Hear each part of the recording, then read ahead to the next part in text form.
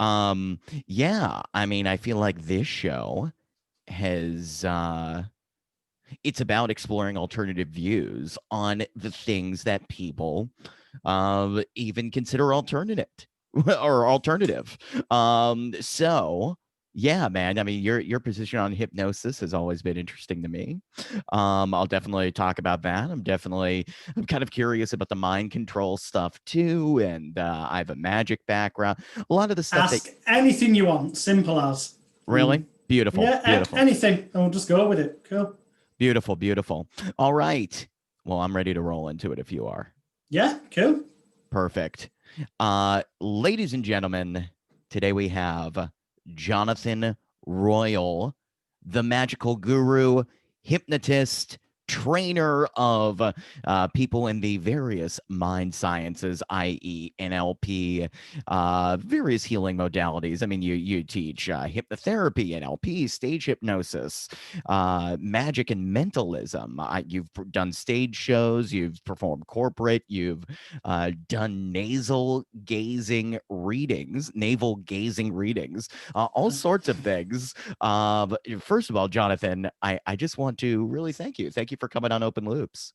Hey, it's cool. Thanks for asking me. And yeah, fire away, as they say. Yeah, No subject is off bounds. that's what I've always found fascinating about your work. You are you kind of play with contradictions a lot of the time. Like you have several courses that are like complete mind therapy and NLP practitioner training and all this stuff.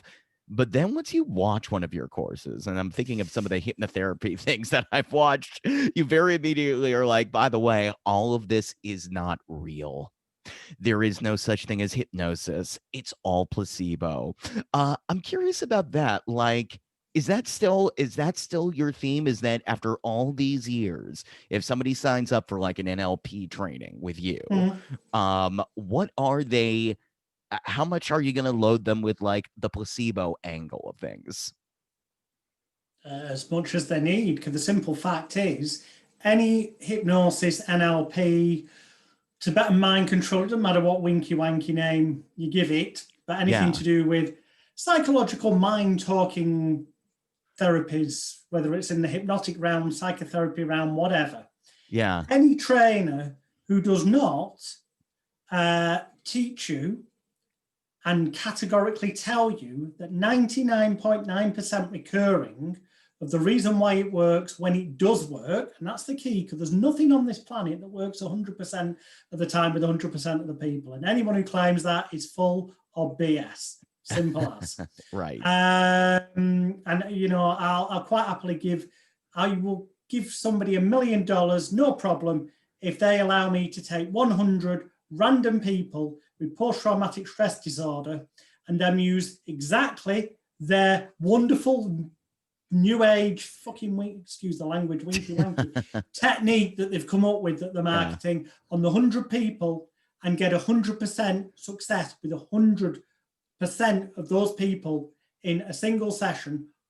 Absolute, I'll show my ass on the town hall steps and I'll pay them $1 million, because it ain't gonna happen. Has anyone promised that? Do you know anybody in the business that you're like, this person's completely full of crap, and I've challenged them and they haven't The vast responded? majority, the fact is 99% of hypnotherapy, NLP, mind therapy trainers are full of crap.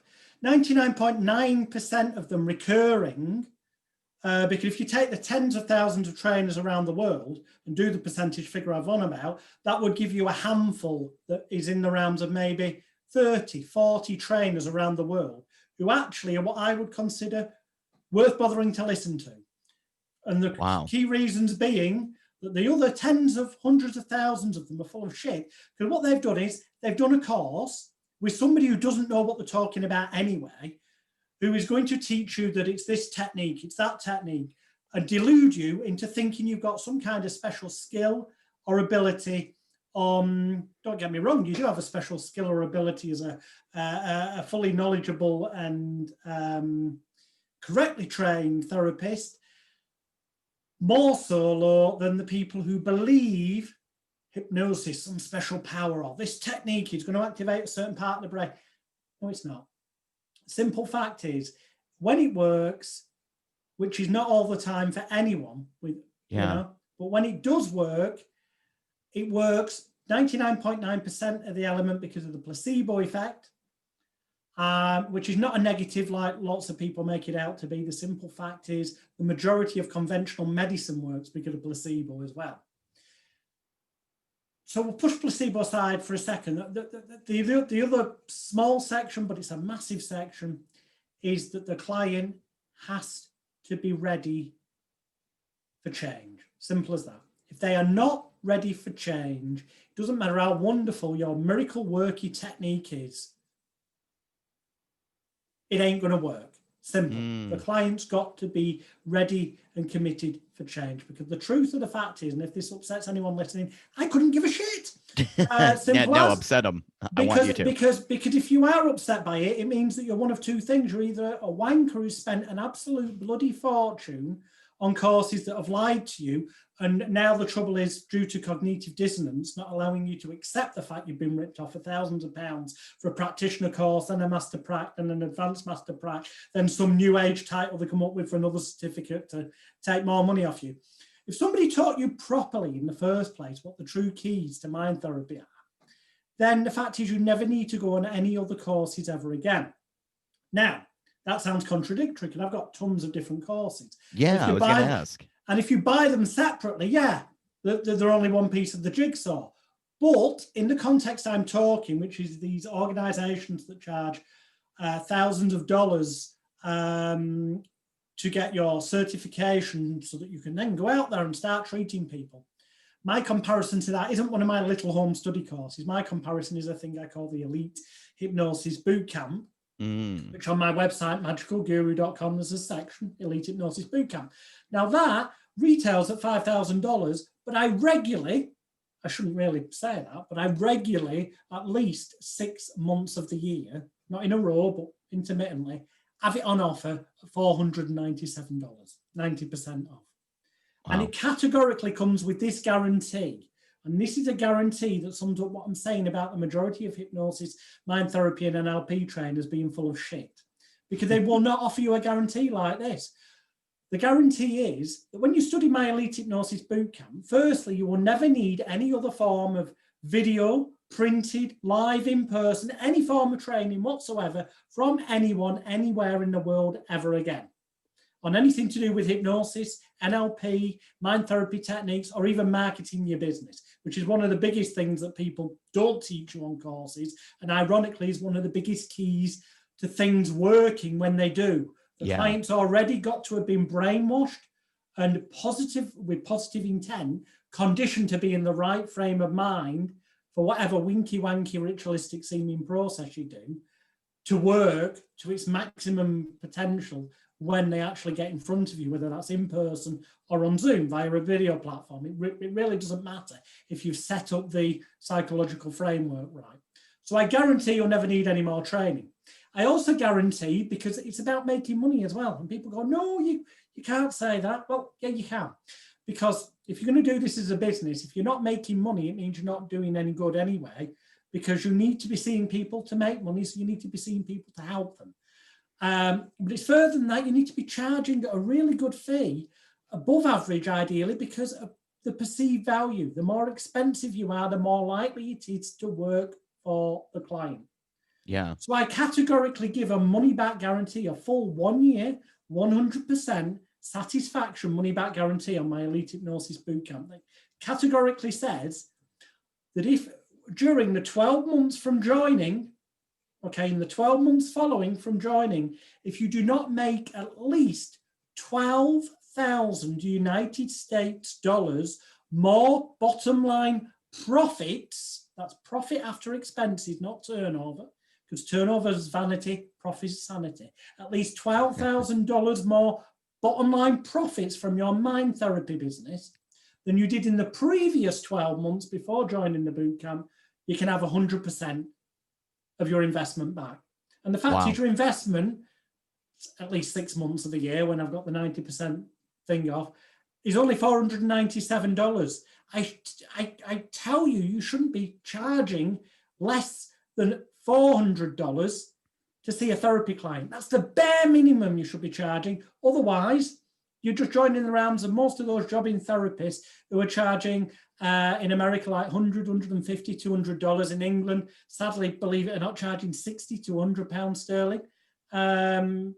Europe, most are charging about €100. This is about the average at the minute in November 2020, and some are even reducing the prices for online Zoom sessions. No, it's not worth less when you do it on Zoom. If anything, charge a premium for doing it on Zoom, because you're offering them the safety of being in their own home during this pandemic. You know, don't reduce the price, put the price up. Learn about marketing, advertising, publicity, and promotion. The other hypnosis trainers can't teach you that, 99% of them, because the fact is 99% of them don't know how to get regularly on television, on the radio and newspapers and magazines, how to get featured alongside A-list celebrities. You know, I'm in England, and yet I am the only British hypnotherapist that when they were looking for a load of therapists from around the world, they only picked one British one, me, to be featured alongside Billy Crystal and Robert De Niro in USA Today, which is America's biggest syndicated newspaper. Why did I get that job and not some other British hypnotherapist? Because of the marketing techniques I teach in the bootcamp. Somebody else could have done if they got off their ass and put them into action. That's why I say there's nobody else. Let's upset you then, we can have some real questions. There's nobody on this planet, quite literally, there's some people who can teach you some of the same stuff, but there's nobody on this planet who can teach you as much as is in my Elite Hypnosis Bootcamp, and certainly not for such a ridiculously low price. You can earn your money back with one bloody training session. So anyway, I don't want this to be a pitch fest. My point of that is, we're all talking crap to you. They're telling you, oh, you've got to do this technique to treat the client in this way, or you've got to use this technique for this problem, or this technique for this problem. You know what? The technique doesn't really matter. I teach tons of them in my courses. Yeah, I do, so that you can get comfortable with them. But the real technique is having the confidence, belief, authority, and intent to transmit to the client that you know whatever important seeming ritualistic process you use. And it doesn't matter what that is, you can make it up on the spot. I have done in the past. That delivered with conviction and positive intent, and the client buying into it, which by charging a sizable fee, you're advertising, providing social proof that you've got success rates with other people, that they're in the right frame of mind for the placebo effect to kick in. And more importantly, for them to have a safe environment to let go of all the self-blame, shame, guilt, and regret that they've been carrying around for not getting off their ass and sorting their own head out. Because the truth of the matter is this, and lots of therapists are going to hate this because this takes away from their needing to feel special, because they're still stuck in that category that sick mind Freud mentioned, Sigmund Freud, that most therapists are searching for answers to their own problems. Well, you know what, sadly, most therapists are still screwed up in the bloody head, and they go on course after course, hoping they're going to find the Holy Grail to sort their own life out, and also to then feel that they're not an imposter when they're dealing with the clients, because deep down, they actually know it's all bollocks. They know it's all placebo deep down. And what they really need is someone to tell them, yes, it is nonsense. It's an important seeming ritualistic process. So here's some techniques, but you can make your own up as well, because I'm actually going to teach you why it works and how it properly works. And then they could have some confidence to go out there and actually do it and not feel like a bloody imposter. And they could actually sort their own lives out to the point where they're charging a bigger fee, they're getting more clients, they're making more money, and they're not sat there with the next client in the back of the mind thinking, oh, I hope I get some more clients this month so I can afford to pay the mortgage. These are the people who go on about ethics and morals. You know what's unethical? Being sat in front of a client when in the back of your mind, you're consciously supposed to be helping them change their lives for the better, but at the back of your mind, you're worried about how you're going to pay your frigging mortgage that month. You know what? If you fall into that kind of category, if you've got at the end of the month more month left than you've got money, so to speak, then actually you're an unethical therapist if you're claiming to help other people. If you're actually any good at what you bloody did, money would not be an issue to you. That's a great point. That's a great point about therapists in general. I mean, and it's kind of my issue with it. I mean, it's pure cognitive dissonance. Like, Hmm. how do you ever think about, if you're a regular therapist, like, when is this person actually going to be done with this? Like, they don't really talk about like change work in that way, as in terms of, or at least from what I understand about American, from people that study psychology and applied psychology here, like clinical psychology. It is, there's never like a, and this is the last session you'll have with someone, part of the No, course, well, ever. certainly not with psychotherapeutic approaches or counselling. They do maybe go into talking about transference and counter-transference, which is all Yeah. that nonsense about you possibly getting too close to your client, falling in love with them, or them reflecting it back at you and all that. You know the easy way to avoid that? Become a good therapist to help them sort the bloody problems out in a single session. You're not going to Yeah. end up accidentally wanting to shag your client or them wanting to shag you if you sort out their Yeah. fear, phobia, habit, or addiction in a single session, which, if you know what you're doing, you can without fail. Now, I say without fail, and earlier I said, well, it doesn't work all of the time with all of the people. Well, how do you make sure you get 100% success rate? You don't see the people who are not ready to genuinely change. You charge enough Mm, money that the investment they have to make will put them off. I'm not saying that consciously they go, that's too expensive, but if they're not truly ready for change and they're just perhaps listening to their wife go, go and stop, see this person, stop smoking or stop drinking too yeah. much. And they go off, they toddle off to the therapist to shut the wife up. They come away, they relapse and they go, well, I tried. You can't blame me. Well, that's the key, you see. Make it clear you only deal for the vast majority of things with one session. Now, don't get me wrong. If there was somebody with severe post-traumatic stress disorder who perhaps, let's take a random example, was a rape victim, I'm not going to Right. tell them up front that it's only going to take one session to totally remove all that way they were feeling, because in their head they're just not going to consciously accept the idea that that's even feasibly possible. Yeah. But my aim from the moment the client shows up, whether it's online or in person, my aim is to discharge them from the therapeutic relationship contract as rapidly as possible, ideally within one session. And that can be done even with post-traumatic stress disorder, but sometimes it might take a tiny bit longer. But for habits, fears, addictions, phobias, panic attacks, the stuff that pays the bread and butter for the vast majority of therapists, one session. If you're taking longer than one session, you weren't taught properly. And Mm, if you are taking longer than one session and not getting consistently good results in one session, as you should be, then you're not doing it right. You're not charging enough. You're not marketing yourself right, because you should be marketing in a manner that the people it won't work on at that time don't end up coming to you in the first place. right. They only come to you when they're truly ready, because really you do very little as a therapist other than provide an environment and a context and an excuse for the person to change and permission for the person to change. My example is this. Our imaginary person, Dave's addicted to cocaine, okay? Well, let's call this my imaginary person, Jonathan, and let's imagine they were regularly on television in the early and mid-90s all around the world as Europe's most outrageous hypnotist, but in a former stage name of Alex Leroy. And they went Right. socializing with celebrities. And at the time, they ended up drinking too much, going to Stringfellows after they'd done the shows, hanging out with the Page Free girls, doing the lines of cocaine, and living that weird kind of lifestyle. Now, as it happens, that individual, yes, that was me, Yeah. did Yeah. wake up one day and go, enough's enough, not doing it. Yeah, I'll still go and party. Yeah, I'll still, no more cocaine. And it was about 97 to be precise, early 1997. I said, hey, that's it, not having any more, not touching it. Woke up one day, said to myself, not doing it. And I stopped instantly like that. And it is possible to stop like that. And there were no withdrawal effects, no side effects, because my mind was, that's it, I've stopped. Now, am I saying it was easy? No. But there was only one thing that was hard about it. And that, what is the key to all this? The one thing that was hard, that when I was in these places and other people were taking it, it wasn't difficult. It's not that I felt I wanted it. It's that the people would go, Alex, because that was, Alex Leroy, the stage name at the time. You're not having a line?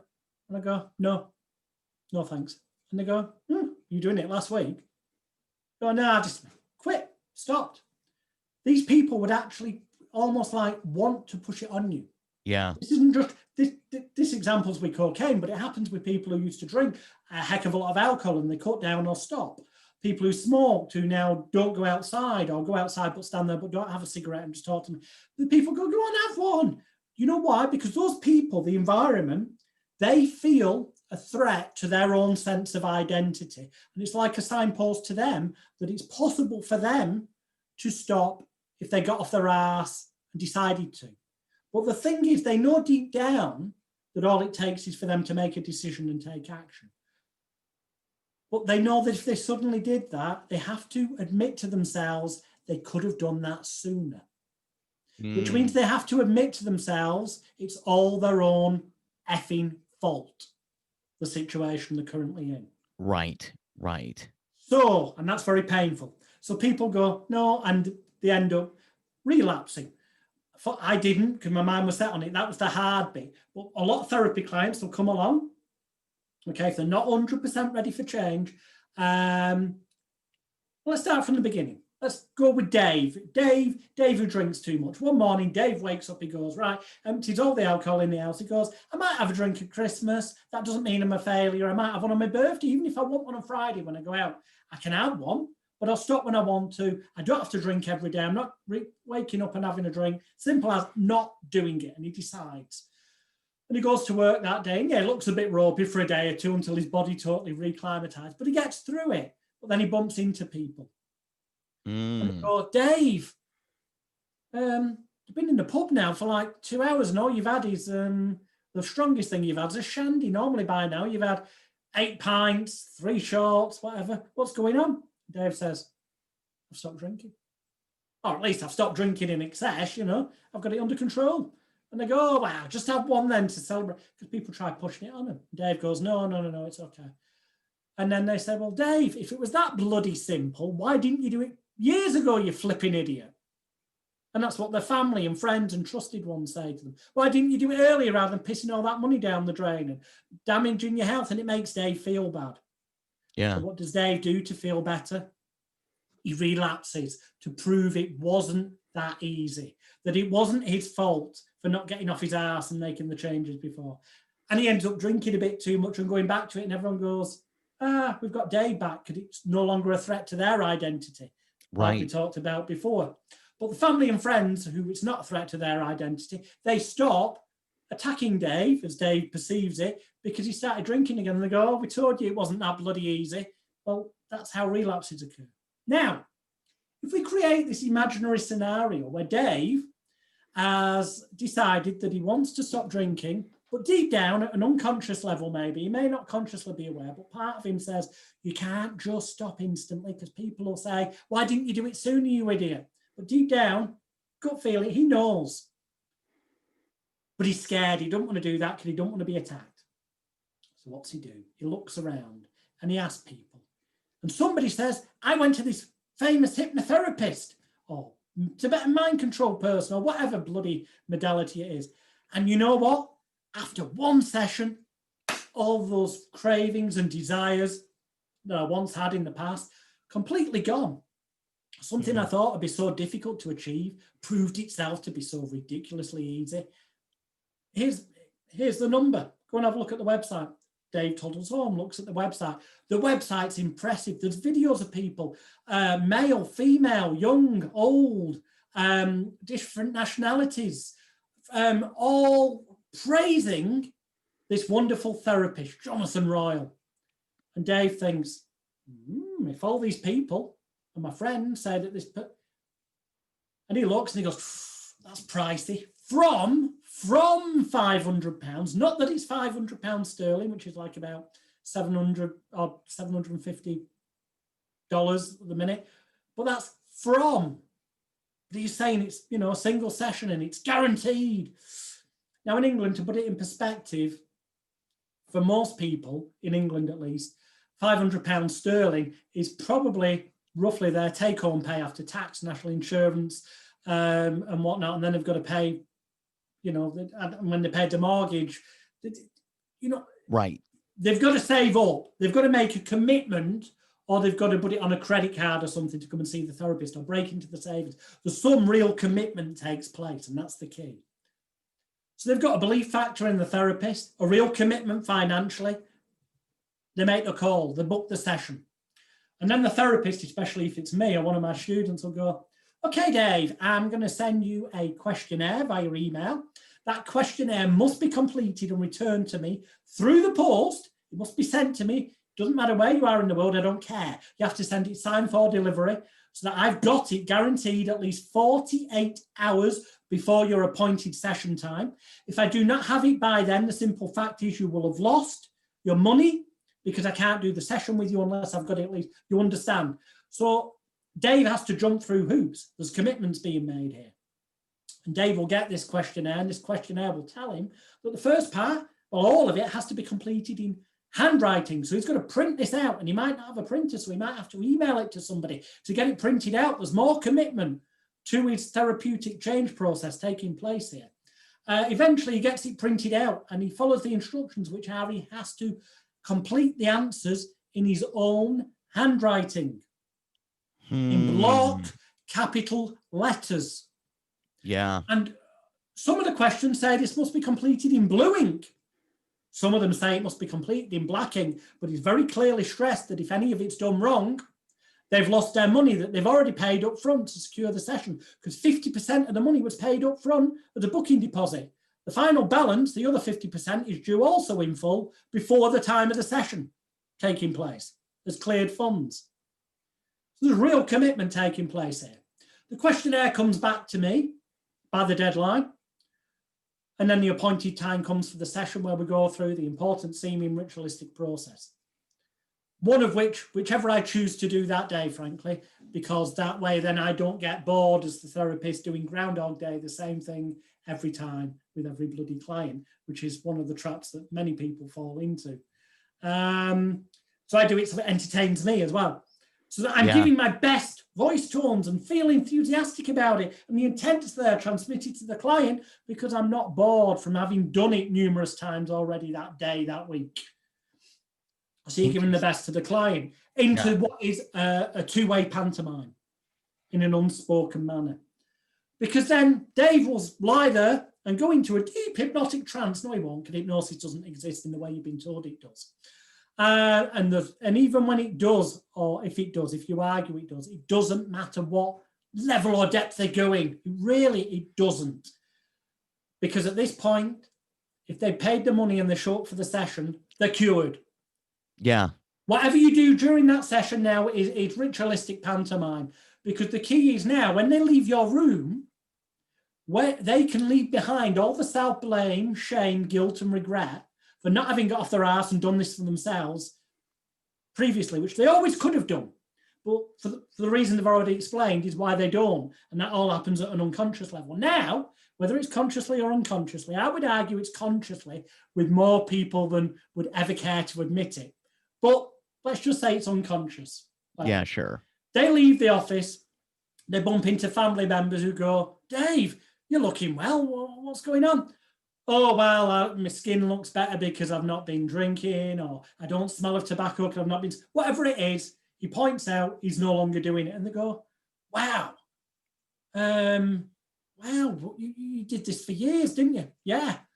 And they go, well, why didn't you do it sooner then? Now, that could have been something negative that wounded, that caused the track to relapse that we spoke about before. But now he's got the perfect suit of armor, invisible suit of armor on. I would have if I could have, but it was only when I got taught about this wonderful therapist, Jonathan Royle, and went along and went through this process that if you go on his website, you'll see he's treated celebrities. If it's good enough for them, I thought it's good enough for me. It cost a fortune, but I tell you what, it's worth it, because I no longer have any craving or desire for that used to bother me. And they've got the perfect excuse why it doesn't bother them anymore, the perfect reason, the perfect protection for any negative comments they might get about why didn't you do it sooner. The answer is, I didn't know about Jonathan Royle or Greg Bornstein or the name of your favorite therapist. You can insert yourself. That is the truth of why therapy works. It's creating a safe environment for the individual where they're given permission to change, an excuse to change, and they're allowed to leave all that emotional self-blame, shame, guilt, and regret behind. And yeah, from a therapeutic point of view, I do tend to use rituals that concentrate on helping the individual to increase the way they feel about themselves. Because every human being on this planet needs to. I'm not saying they necessarily want to. They might consciously say, oh, no, that's not me. But it's like a bit like Maslow's hierarchy of human needs. This is Royle's hierarchy of human needs. Every human being needs to feel loved, wanted, needed, appreciated, cared for, cherished, and valued. Now, they sound very similar, but if you write them down, loved, wanted, needed, appreciated, cared for, cherished, and valued, and look in a dictionary at what those words actually mean, whilst at first hearing they sound very much the same, they mean very different things. Some of them apply to self-esteem, some to self-confidence, some to self-image, some to willpower or self-love. Yeah. Collectively between them, they make up the makeup or the jigsaw of what is a human being. And if there's any lacking or imbalance in any of those 7 main areas, it won't ever be a lacking in one area. It's normally like this one's at 70%, that's at 75, that one's at 40. They're all, might be 2 or 3 of them. It might be a little imbalance in them all. It's different for everyone. But if there's any imbalance, it will have a knock-on effect on their self-image and or their self-confidence, self-esteem, self-control, aka willpower. And if there's any imbalance in them, that will have a knock-on effect on their feelings of self-worth, self-love, self-respect, and selfishness. Now, selfishness doesn't have to be negative. In this context, I'm actually meaning it in a positive way, but it's been negatively impacted because you've got to be selfish to be selfless. It's like on the aeroplane. If you're there with your kids, if you go for your oxygen mask, if you go to put on the oxygen mask on the kids, you might pass out after putting it on your first son or daughter, and then you pass out, the other kids pass out. Whereas if you apparently are selfish and put on your mask first, you're now able to put the mask on all of your children. So you've sometimes got to be selfish to be selfless. So you disagree with the airplane announcements? No, the airplane announcements is what I'm just saying. They say put your mask on first. Did they tell you to put it on first? They do tell you to put it on first, right? Now you put yours on first and help your kids next. So of course, I'm completely agreeing with them in that context. Good. I'm saying that therapeutically, sometimes therapists say selfishness, negative. No, actually, you've got to be selfish to be selfless. You've got to look after yourself to be able to help others properly, because otherwise it'll eat away and knock an imbalance. So within the ritualistic processes I do, it's very much aimed at helping people to feel as low, and feeling doesn't have to be reality. Somebody can feel like they're a failure, and yet to everyone else looking from the outside, they're a success in life. But feelings have no basis in reality. So as long as we can make them feel loved, wanted, needed, appreciated, cared for, cherished, and valued, they may actually still be a loner in life who keeps themselves to themselves and doesn't let people get to know them. But if they feel loved, wanted, needed, appreciated, cared for, cherished, and valued, then the illusion in their mind, their reality, their perceptions becomes their reality, and they are loved, wanted, needed, appreciated, cared for, cherished, and valued, which will have a positive knock-on effect to help them increase their levels of self-image, self-confidence, self-esteem, and self-control, aka willpower. When they're all raised up positively, that has a knock-on effect to increase their self-worth, their self-esteem, their self-love, and will make them more positively selfish, so that they attend to themselves in a manner where their mind, body, spirit, soul, whatever new age other crap you want to add into that, winky, wanky, arty, farty, tree hugging nonsense you want to add on to that, you can do. Whatever feels right for them will be right for them to a level where then they can be more selfless as well, if they choose to. But ultimately, they will be better mentally, emotionally, physically, on every bloody level, because they balanced out those key needs.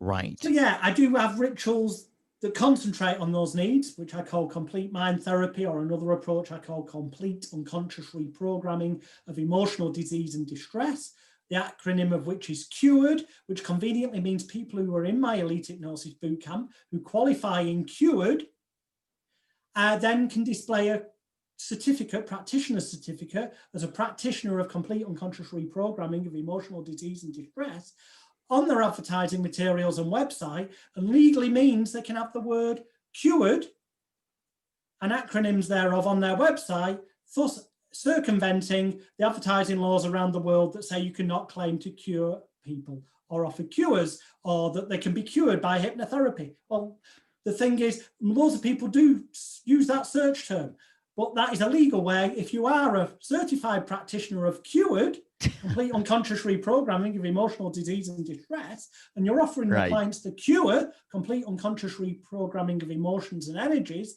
then of course you can make mention of this in your advertising. But you think you're all those likely things to are be crap. found.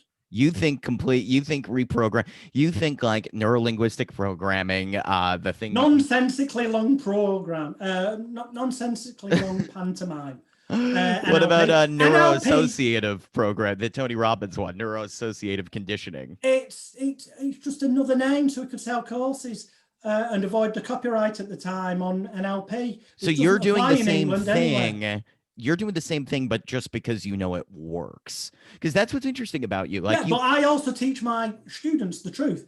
Richard Bandler knows this. I guarantee Richard Bandler, if connected to a lie detector, if he would let me connect him to a lie detector, I'm sure he would agree with everything I've said in this interview so far as being the true keys to why all mind therapy works. I was going to ask about Bandler and your thoughts on him, because he's been doing he used to go to one of his seminars and he talks nested loops. Bandler's a great stage. Nested loops. You watch seminar videos of me, I'll start a story, go off on one. It's called being bloody dotty.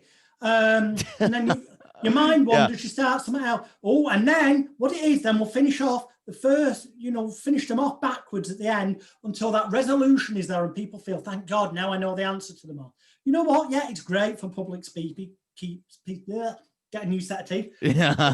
Public speaking to get people's attention. But therapeutically, all this stuff. Oh, wonderful. We discovered this from Milton Erickson. Milton Erickson is not, people go, he's the grandfather of hypnotherapy. Milton I was going to ask, I know you have a perverted con man who was actually one of the worst hypnotists on the planet. He took him hours. He brags about the fact that he could have a conversation with somebody for hours and eventually they're going to trance. Get a life. You talk to, why would you want to anyway? What is your evidence that he's a pervert, that he's a perverted con man? In his own publications. I have a product out called the Biology of Hypnosis, which is sort of an 8-hour training video set. On that training video, I refer to the publications as published by and written by Milton Erickson himself, which contain all the evidence and admissions from himself, by himself, published by himself, that he's a sick, perverted con man. He was. He took great pleasure and boasted about it, of taking people on psychiatric units and tilting them at a 45-degree angle so the head was leaning against the wall and feet, so they're in a stress position, and leaving them for hours. He found that hilarious, according to his own writings. Wow.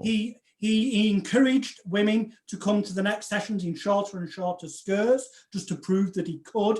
And he argued that this was used with metaphoric language and metaphor and, indirect suggestion to then, at the end of it, he could draw attention to the client and go, why have you come in progressively shorter skirts? And she'd go, oh, I didn't know I had. And it would act as like a shock to her system to prove to her she could now be more open with a husband or partner or whatever. No, it's because he was a sick, perverted con man. There was absolutely no need to do that.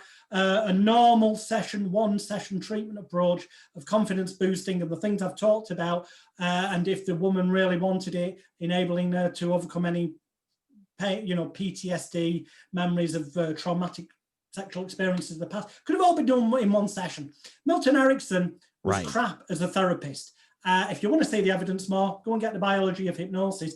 But if you're going to do that, the sale runs out in about 24 hours, and then it's $200. Why spend $200 on that when you can join the Elite Hypnosis Bootcamp for $497 at magicalguru.com with Is a all full this money stuff back guarantee? oh, this guy, you're a classic pitchman. You really are. Like I want to buy a deck of Svengali cards from you. You know, Um, I was the highest ever. There's a company called Marvin's Magic around the world. They started I off in worked for England. them for a little bit at All right, Toys well, R Us in New Marvin's York. Magic, I worked for back in 1980, 85, 90, 1990 and 1991. I started when I was 15. I was the youngest ever person they employed at the Wow. time. And by the time I was 16, I held the record for selling the most Svengali decks in a Really? single day. I sold Wow. the equivalent of 460 odd Svengali decks in a single day. And Wow. that wasn't even in London. That was in a little crappy town called Bolton in Lancashire, Greater Manchester, England. I sold more, not just Svengali decks, but I also sold more in one day than they did in the entire week in the London Hamleys toy store, the big toy store, on the Wow. Marvin's Magic concession stand. You go on Wow. magicalguru.com, my website, click on magical lectures or the magic section. You can see the sales reports from Marvin's Magic when I did that. So yeah, I've got a pitching background, and it was. But then again, I was born on a circus, you know, so I was performing at the age of 3 as Flap the Clown. Yeah. I come from a background of bunkum, of there's a sucker born every minute, which Phidias T. Barnum never said, by the way. He never said that. That's a fallacy in itself. There's a customer born every minute, as Joe Vitale once said.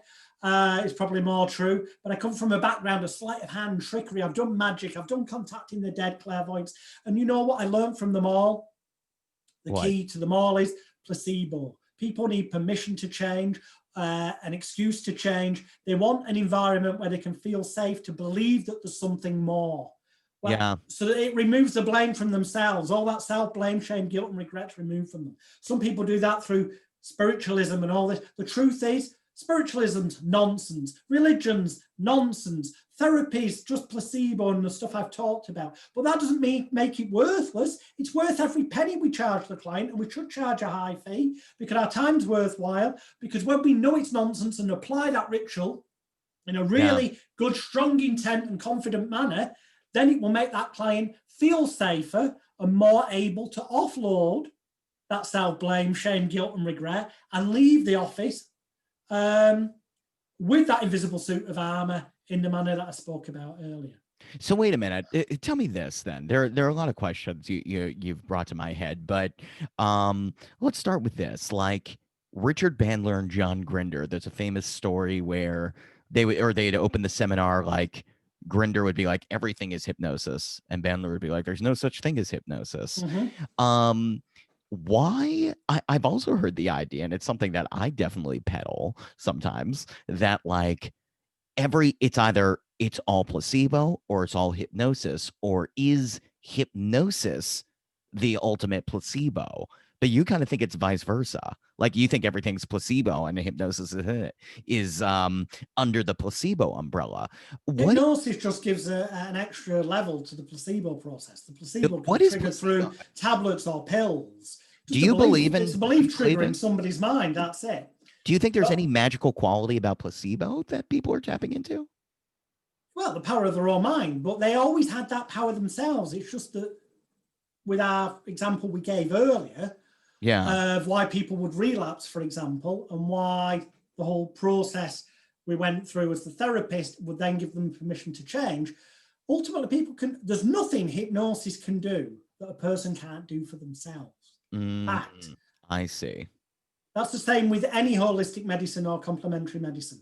There's nothing that the person couldn't have done for themselves ultimately. Yeah. Do you think like say someone has PTSD?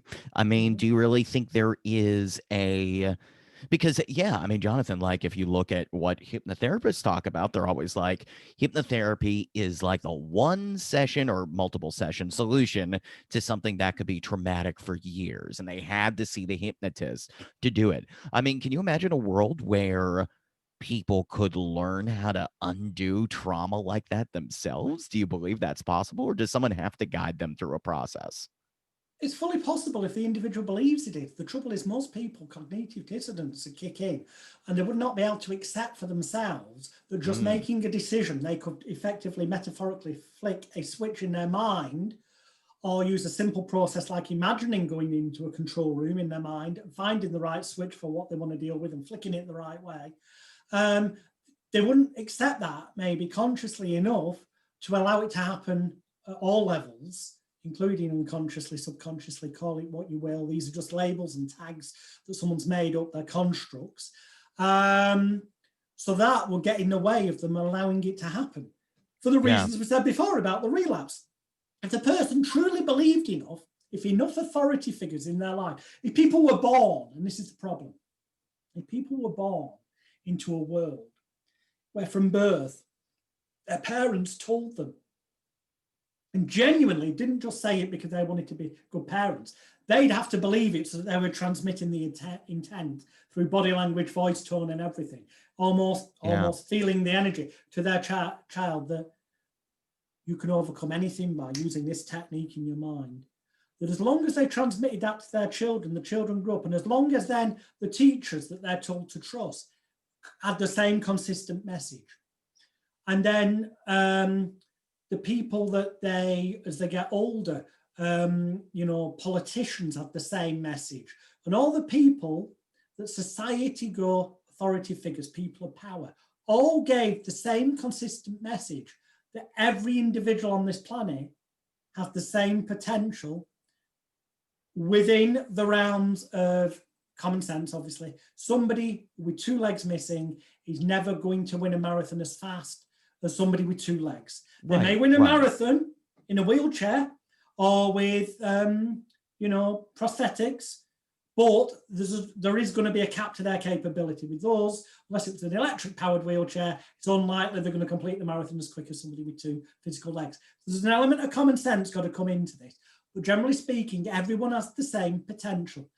The differences are whether or not they believe that and how their upbringing, Sigmund Freud talks about it, the formative years, 0 to 7, he of kill your father, fuck your mother fame, Sigmund Freud is. But it is true, I believe, that conditioning from 0 to 7, I'd say it's probably more from 0 to puberty, actually, a little bit longer, till it's totally cemented in.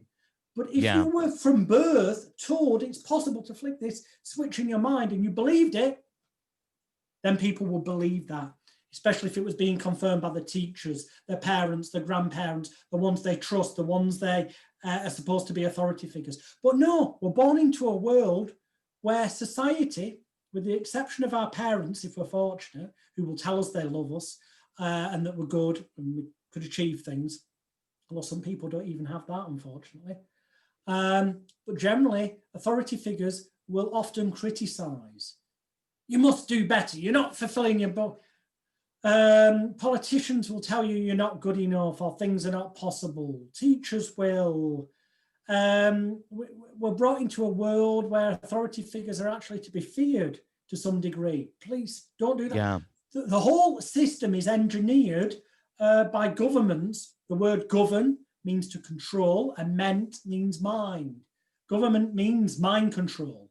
We're born into a world of mind control where the global elites who fully understand what I'm telling you, okay, and that is why they have, for example, in England, the government have a thing they call the Behavioural Nudge Unit. It's called the Nudge Unit for short, but it's the Behavioural Department, and that's linked in with a place called the Tavistock Institute of Human Relations. Tavistock, that's huge. Which, when you investigate them, link back to the Tavistock Hospital, which links back to the MK Ultra mind control experiments that were done shortly after the war when Joseph Mengele, who did the atrocities in Nazi Germany, was smuggled out of Germany to America with some others. That's not a conspiracy. The documents and proof and facts are out there now that he was involved in MK Ultra and related other MK projects of trauma-based mind control.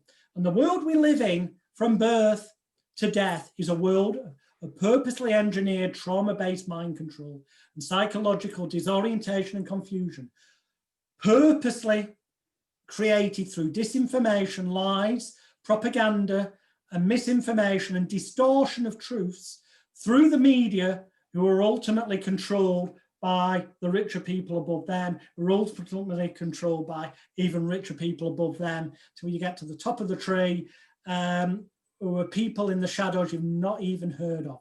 But I go into details about them in my documentary that's now available free. You no longer have to pay for it.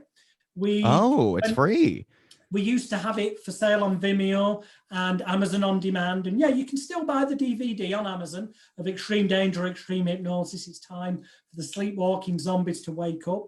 But last month, we made the decision to release it free on the Glitch in the Code YouTube channel.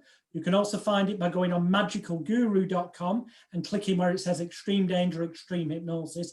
And there's a page full of videos there, but included is the Extreme Danger, Extreme Hypnosis feature film documentary. We made it free because we made this back in 2019. I started writing it well over my decades in this industry, but I had it pretty much completed by 2018 when I met the film producer Richard Alexander Willett of Brick in the Wall Films, started talking about it, and then by the middle of 2019, we made it. And then we released it about September, October time, 2019. So it was all before this global you said the word before. Pandemic. You called it a pandemic. Occurred. Now, I'm not saying there isn't a real virus. I'm not going to mention that word more than once, otherwise the videos can get flagged and stuff. But something that is real, possibly. I'm not going to say what's going on. Was this created in a lab? You think man-made? Ultimately, yeah. Is my personal opinion. It was man-made on purpose. However, even if it wasn't, what is happening is it's being politicalized to enable governments around the world who, and people go, well, they wouldn't all possibly. They're always arguing, these governments. They're at war, so there's no way they would cooperate together, is there? And all tell the same lies or distort the truth or hide some facts with a joint purposeful outcome. Well, to those people, I say, you should go and investigate things like Agenda 21. You should go and investigate Agenda 2030. You should go and investigate the Great Global Reset. You should go and investigate the Fourth Industrial Revolution. When you do, be prepared to go down something of a rabbit hole, because you will find the Fourth Industrial Revolution and the Great Global Reset, Agenda 21 and Agenda 2030 are all mentioned, not just on conspiracy theory websites, but on actual governmental websites, because they have got a plan for a Great Global Reset. They have got an Agenda 21 to reach, an Agenda 2030, which is involving, in my terms, to depopulate the world by millions of people by 2030. In their terms, it's about helping people with birth control in third world countries, encouraging people to have, let's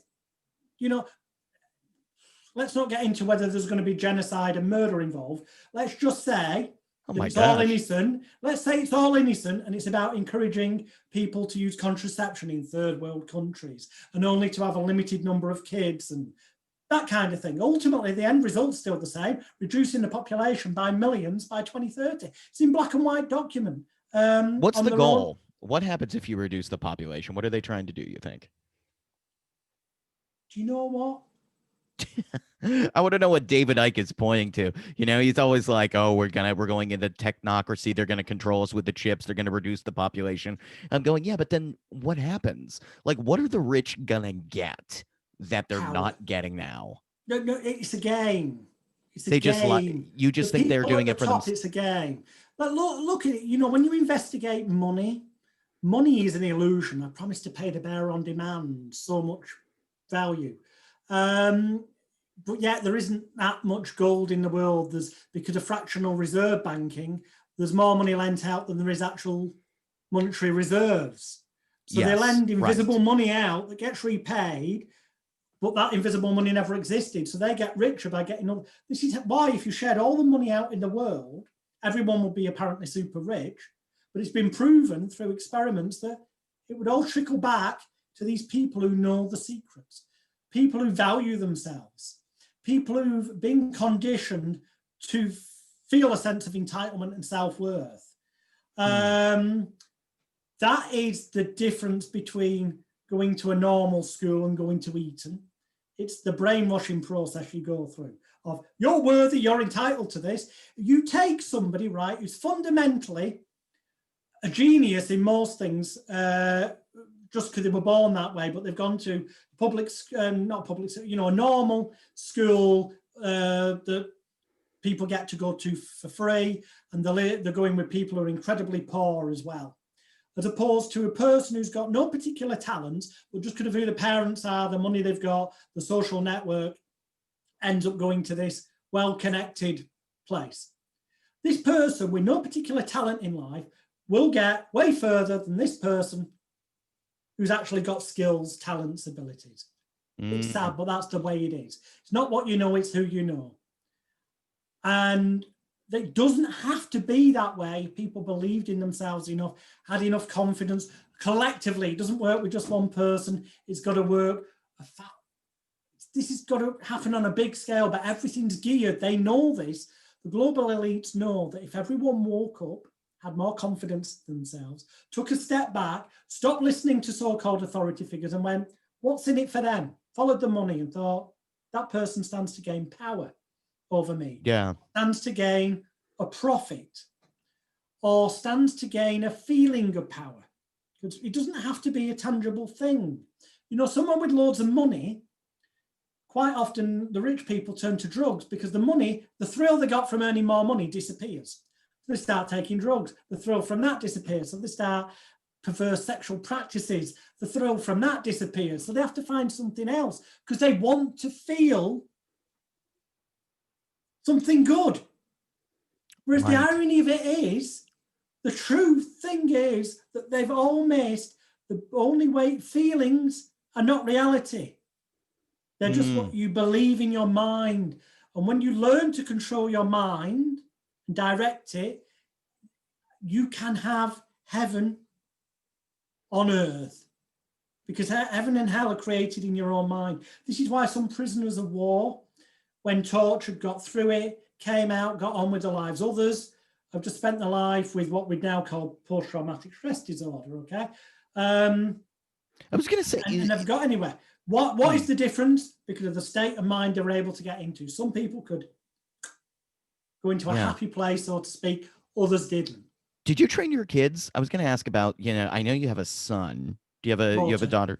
You have a daughter. Do you just one daughter? Or? Yeah, well, as far as I'm aware, yeah. Okay. So your daughter, have you trained her like this?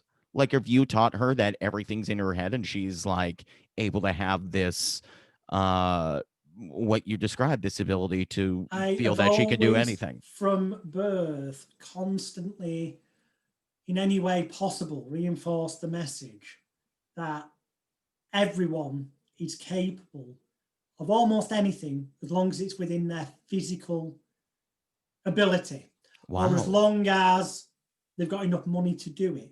But if you haven't got enough money at the time, doesn't mean it's impossible. It just means you've got to save up. Yeah. So yeah, I've always given the message that you've got to entertain. The word impossible, that's a state of mind, because the first two letters are I and M. It's actually saying I'm possible. Just because other people haven't found a way of doing it yet doesn't mean it's not possible. Yeah. So yeah, I advocate, when a baby, when, if you want to help your kids when they're a baby, get a plastic spider, perhaps a plastic Barbie doll and an action man, because that's men and women, so fake blood and money, all different things that people might be scared of in life, and put them on a mobile and have that hanging over the crib from an early age, so that they're played with and seen as something not to be scared of. And so that... Have you seen this work? Like, have you seen examples where, like, normally a kid would like develop some sort of traumatic experience and bring that into adulthood? Like, have you seen your daughter able to deflect a negative emotional experience because of this already? Oh, hell, practically on a daily basis. I mean, it's like that safety blanket, that shield I spoke about when people believe in themselves enough can flick the switch. My daughter, 11 now, but, you know, even years ago, she was going out on stage in front of thousands of people. Wow. Perform and just like it was completely normal. No reason to be scared, because what the truth is, you think about it logically, what's there to be scared about? Walking out in front of thousands of people and performing. What's the absolute worst thing that could happen? What, they all start booing you? Yeah, So right. they don't like what you're doing. They don't know you as a human being. So it's not you they didn't like.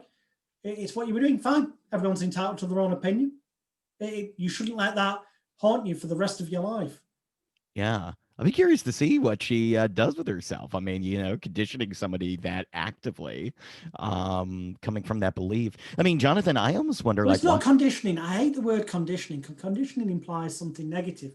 I believe it's from a far more positive perspective of just avoiding the negatives Mm, that are normally thrown at people from all areas of the life, which is, again, something we illustrate and show in the Extreme Danger, Extreme Hypnosis documentary. yeah.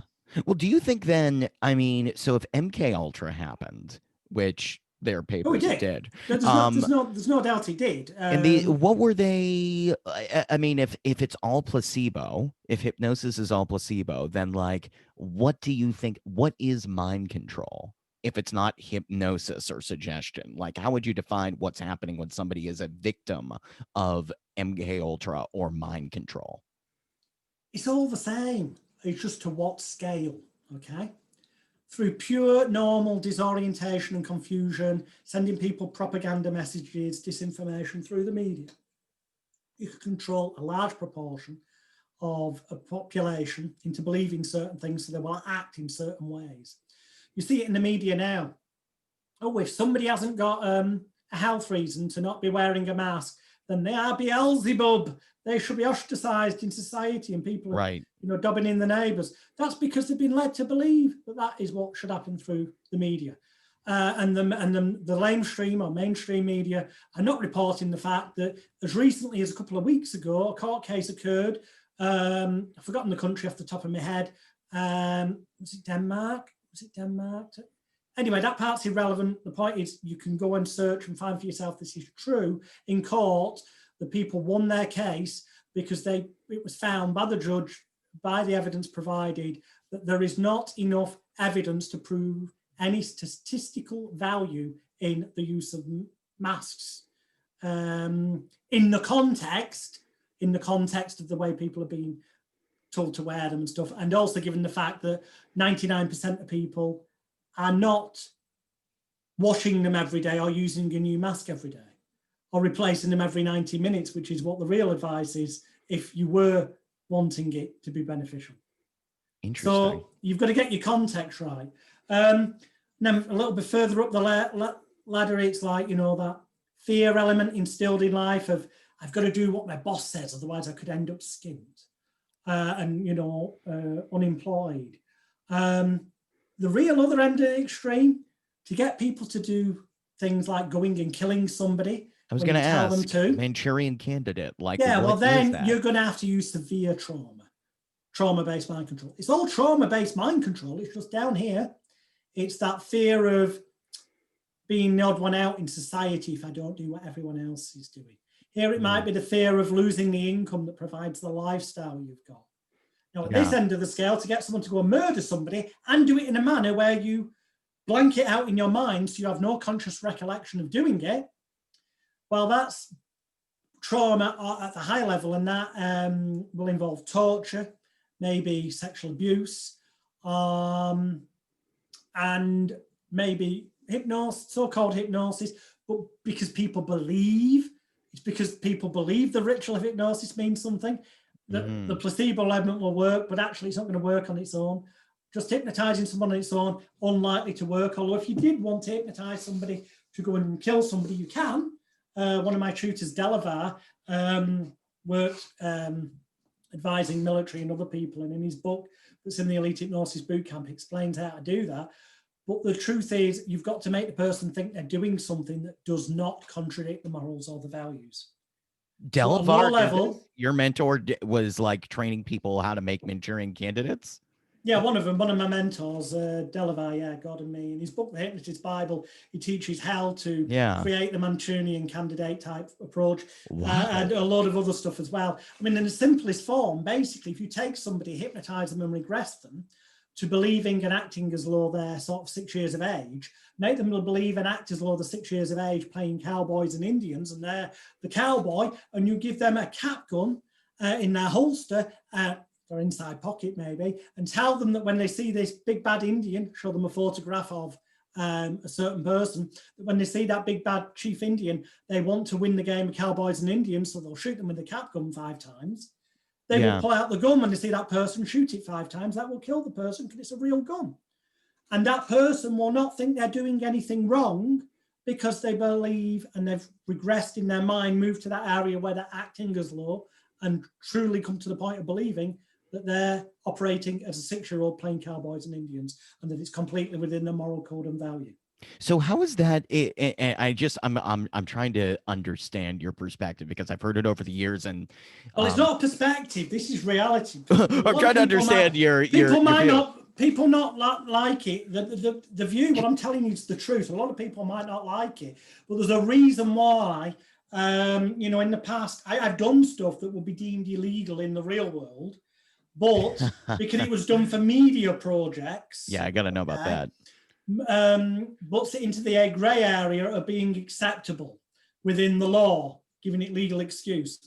And under that legal excuse, I have managed to get people under so-called hypnosis, ritualistic process, the placebo ultimately, but in a manner where through mind manipulation and trickery, I have convinced them to give me their confidential computer passwords, their passcodes to their bank accounts. I'm not on about through mentalism trickery of writing it down. I'm on about through, what's your password? Tell me. Sleep, you don't remember it now. And using mind manipulation so that then they forget they've told me. And I've proven this on TV programs. On my website, magicalguru.com, on the television page, there's a video of me doing that on a UK show called The Gadget Show. I've been an advisor. I'm under certain secrecy, non-disclosure agreements. But what I can say is this. A company called Objective Television Productions in England, for many years was the company that made all of British mind readers, Derren Brown's television shows, as well as a lot of other television shows, such as a thing called Rajan and the Evil Hypnotist, which is a show that used a whole bunch of stuff from my training DVDs and used them word for word, action for action. And indeed, when people saw Rajan, it's a TV show on Channel 4 in England, people contacted the TV company and went, where do we learn how to do this hypnosis stuff? And Objective would recommend people come and study my Elite Hypnosis Bootcamp. Now, I can tell you categorically that the people who work for that company have bought practically every DVD set I've ever released. I've used elements from them, including in Derren Brown's TV shows. And that has been confirmed in front of witnesses by Andy Nyman, who is one of Derren Brown's chief advisors, in front of witnesses at Blackpool Magic Convention a couple of years ago. I didn't even know I was talking in front of Andy Nyman, but the wonderful thing is when you're telling the truth, it can never bite you in the arse. And I was bragging about how Derren had used a certain idea of mine in one of his TV shows, and this guy who I didn't recognize said, are you really sure about that? And I went, yeah. On my DVD set, there's no such thing as hypnosis. I talk about turning somebody's watch back, making them think more time's gone than really has. And ultimately that is the embryo of Derren's total eclipse routine from one of his TV series. Wow. And the guy went, well, yeah, I suppose you've got an argument there. And eventually said his goodbyes and left. And then everyone went, you do know that? How do you know Andy Nyman? I said, well, he's seen all my stuff. And they went, you do know that was Andy? And I didn't know. I recognised him because he had a beard at the time. And I was used to seeing him without the beard. The point is, they've seen my stuff, and in my DVDs, I do go on about how to do this. And all I'm going to say is, as I said before, Delavar fully explains in his book how to create a Manchurian candidate. And in England, Derren Brown did a show called The Assassin. Yes.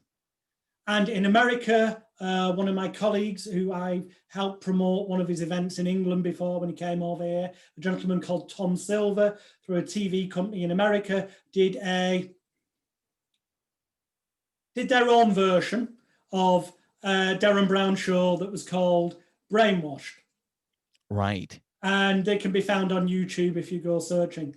Am I saying are those television trickery or reality? I'm telling you categorically, it can be done for reality. In reality, it has been done in reality. Saran, go and search that on Google. He's a prime example Yeah, of it having Bobby been done Kennedy. in reality.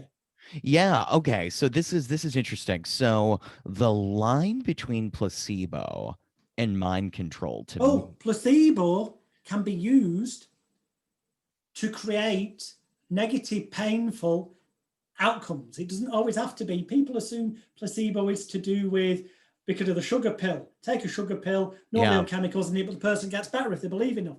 No. If they believe, now some would argue this is the nocebo effect. Yeah. Okay. And that's, let me explain. The nocebo effect says that if you give somebody a chemical pill that's supposed to be the chemicals are what are going to help the person. And it's not about placebo. It shouldn't matter whether they believe in it or not. But if they believe, or rather don't believe it's going to work for them, so they believe it won't work for them by consequence, that even though Yeah. it's got the chemicals in that apparently have been scientifically proven to help them get better from something, many people can end up remaining ill because they don't believe it's going to work for them. That's the nocebo effect. Now, it's a thin line between the two, but I like to talk of it more in terms of the placebo, the important seeming ritualistic process. That idea, if people believe you can be hypnotized to do things against your will, then guess what? It's easier to make them do things against their will. Especially if you, knowing that that isn't really true, create a scenario where they think they're doing something that's within their morals and values, like I've already spoken about. Interesting.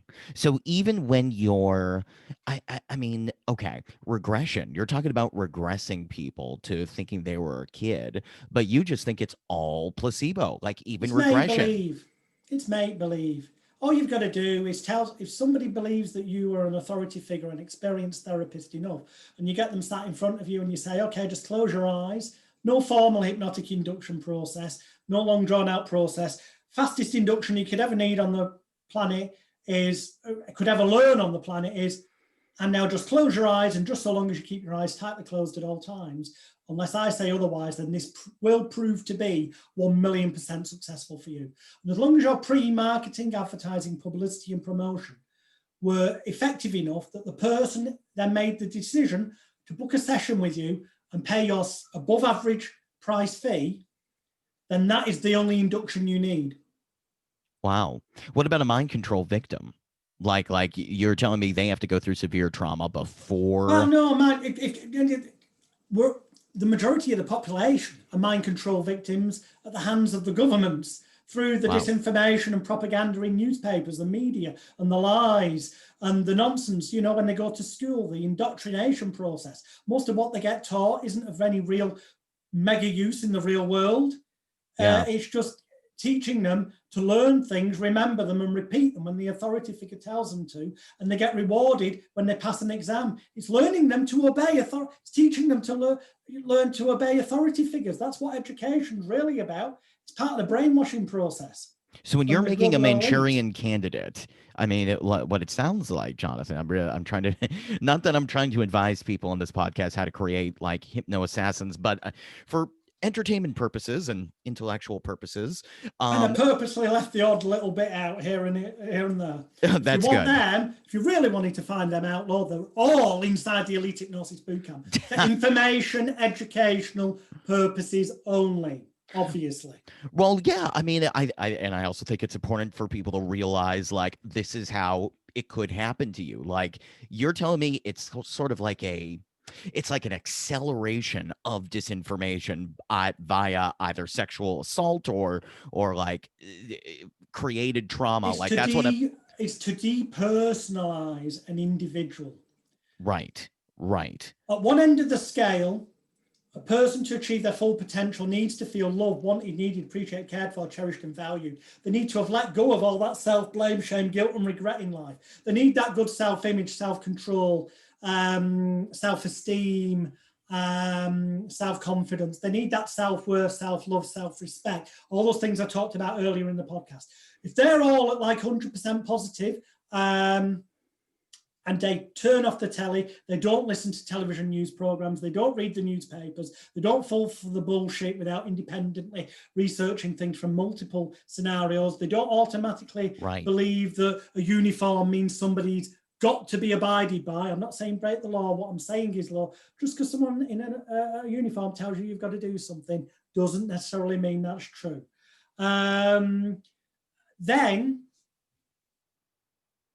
that's as close as you can get to freedom, happiness, calmness, relax, whatnot. Other end of the scale is and that's being a person, being themselves, finding themselves, their true worth. The other end of the scale would be to be depersonalized. So to become one of the sheep, one of the crowd. Gustave Le Bon wrote a book, Extraordinary Popular Delusions and Madness of the Crowds. Massive book, worth reading.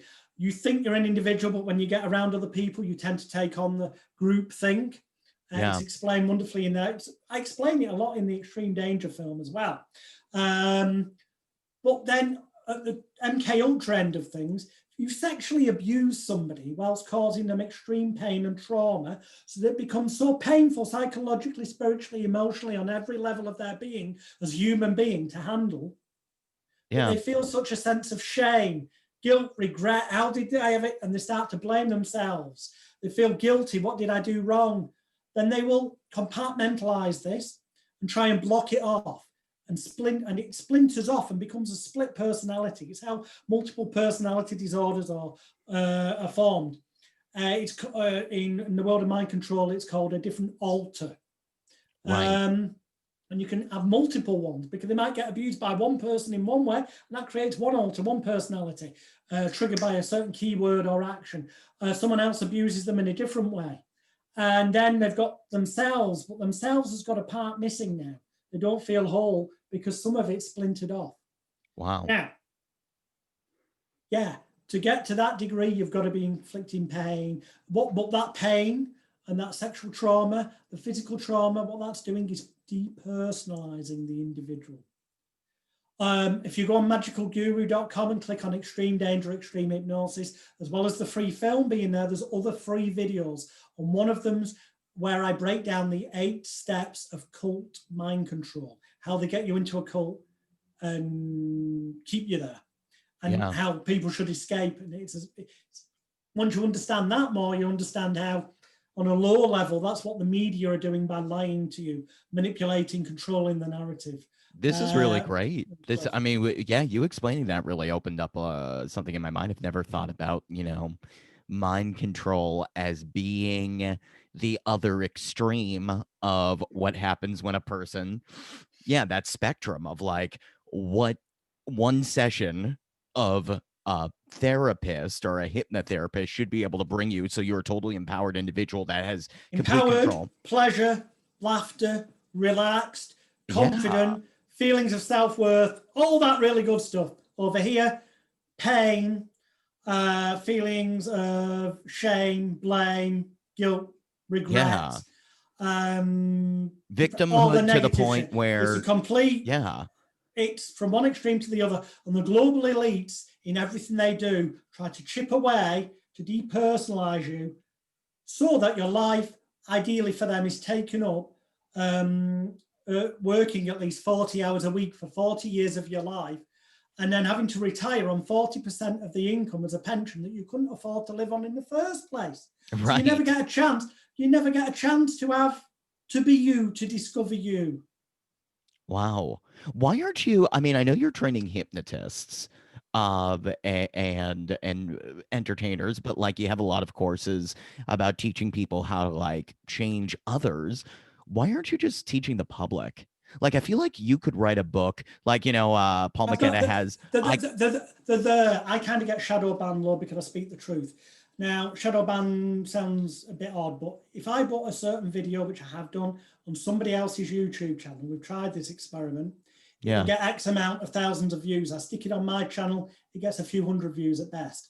I'm shadow banned, and it's not a surprise when you look at shareholders of media companies and you look at my history, which you can do on, if you go to magicalguru.com again, but you click on the page that says fake shake, you click on that, or cut to the chase and go to circusofthemind.net.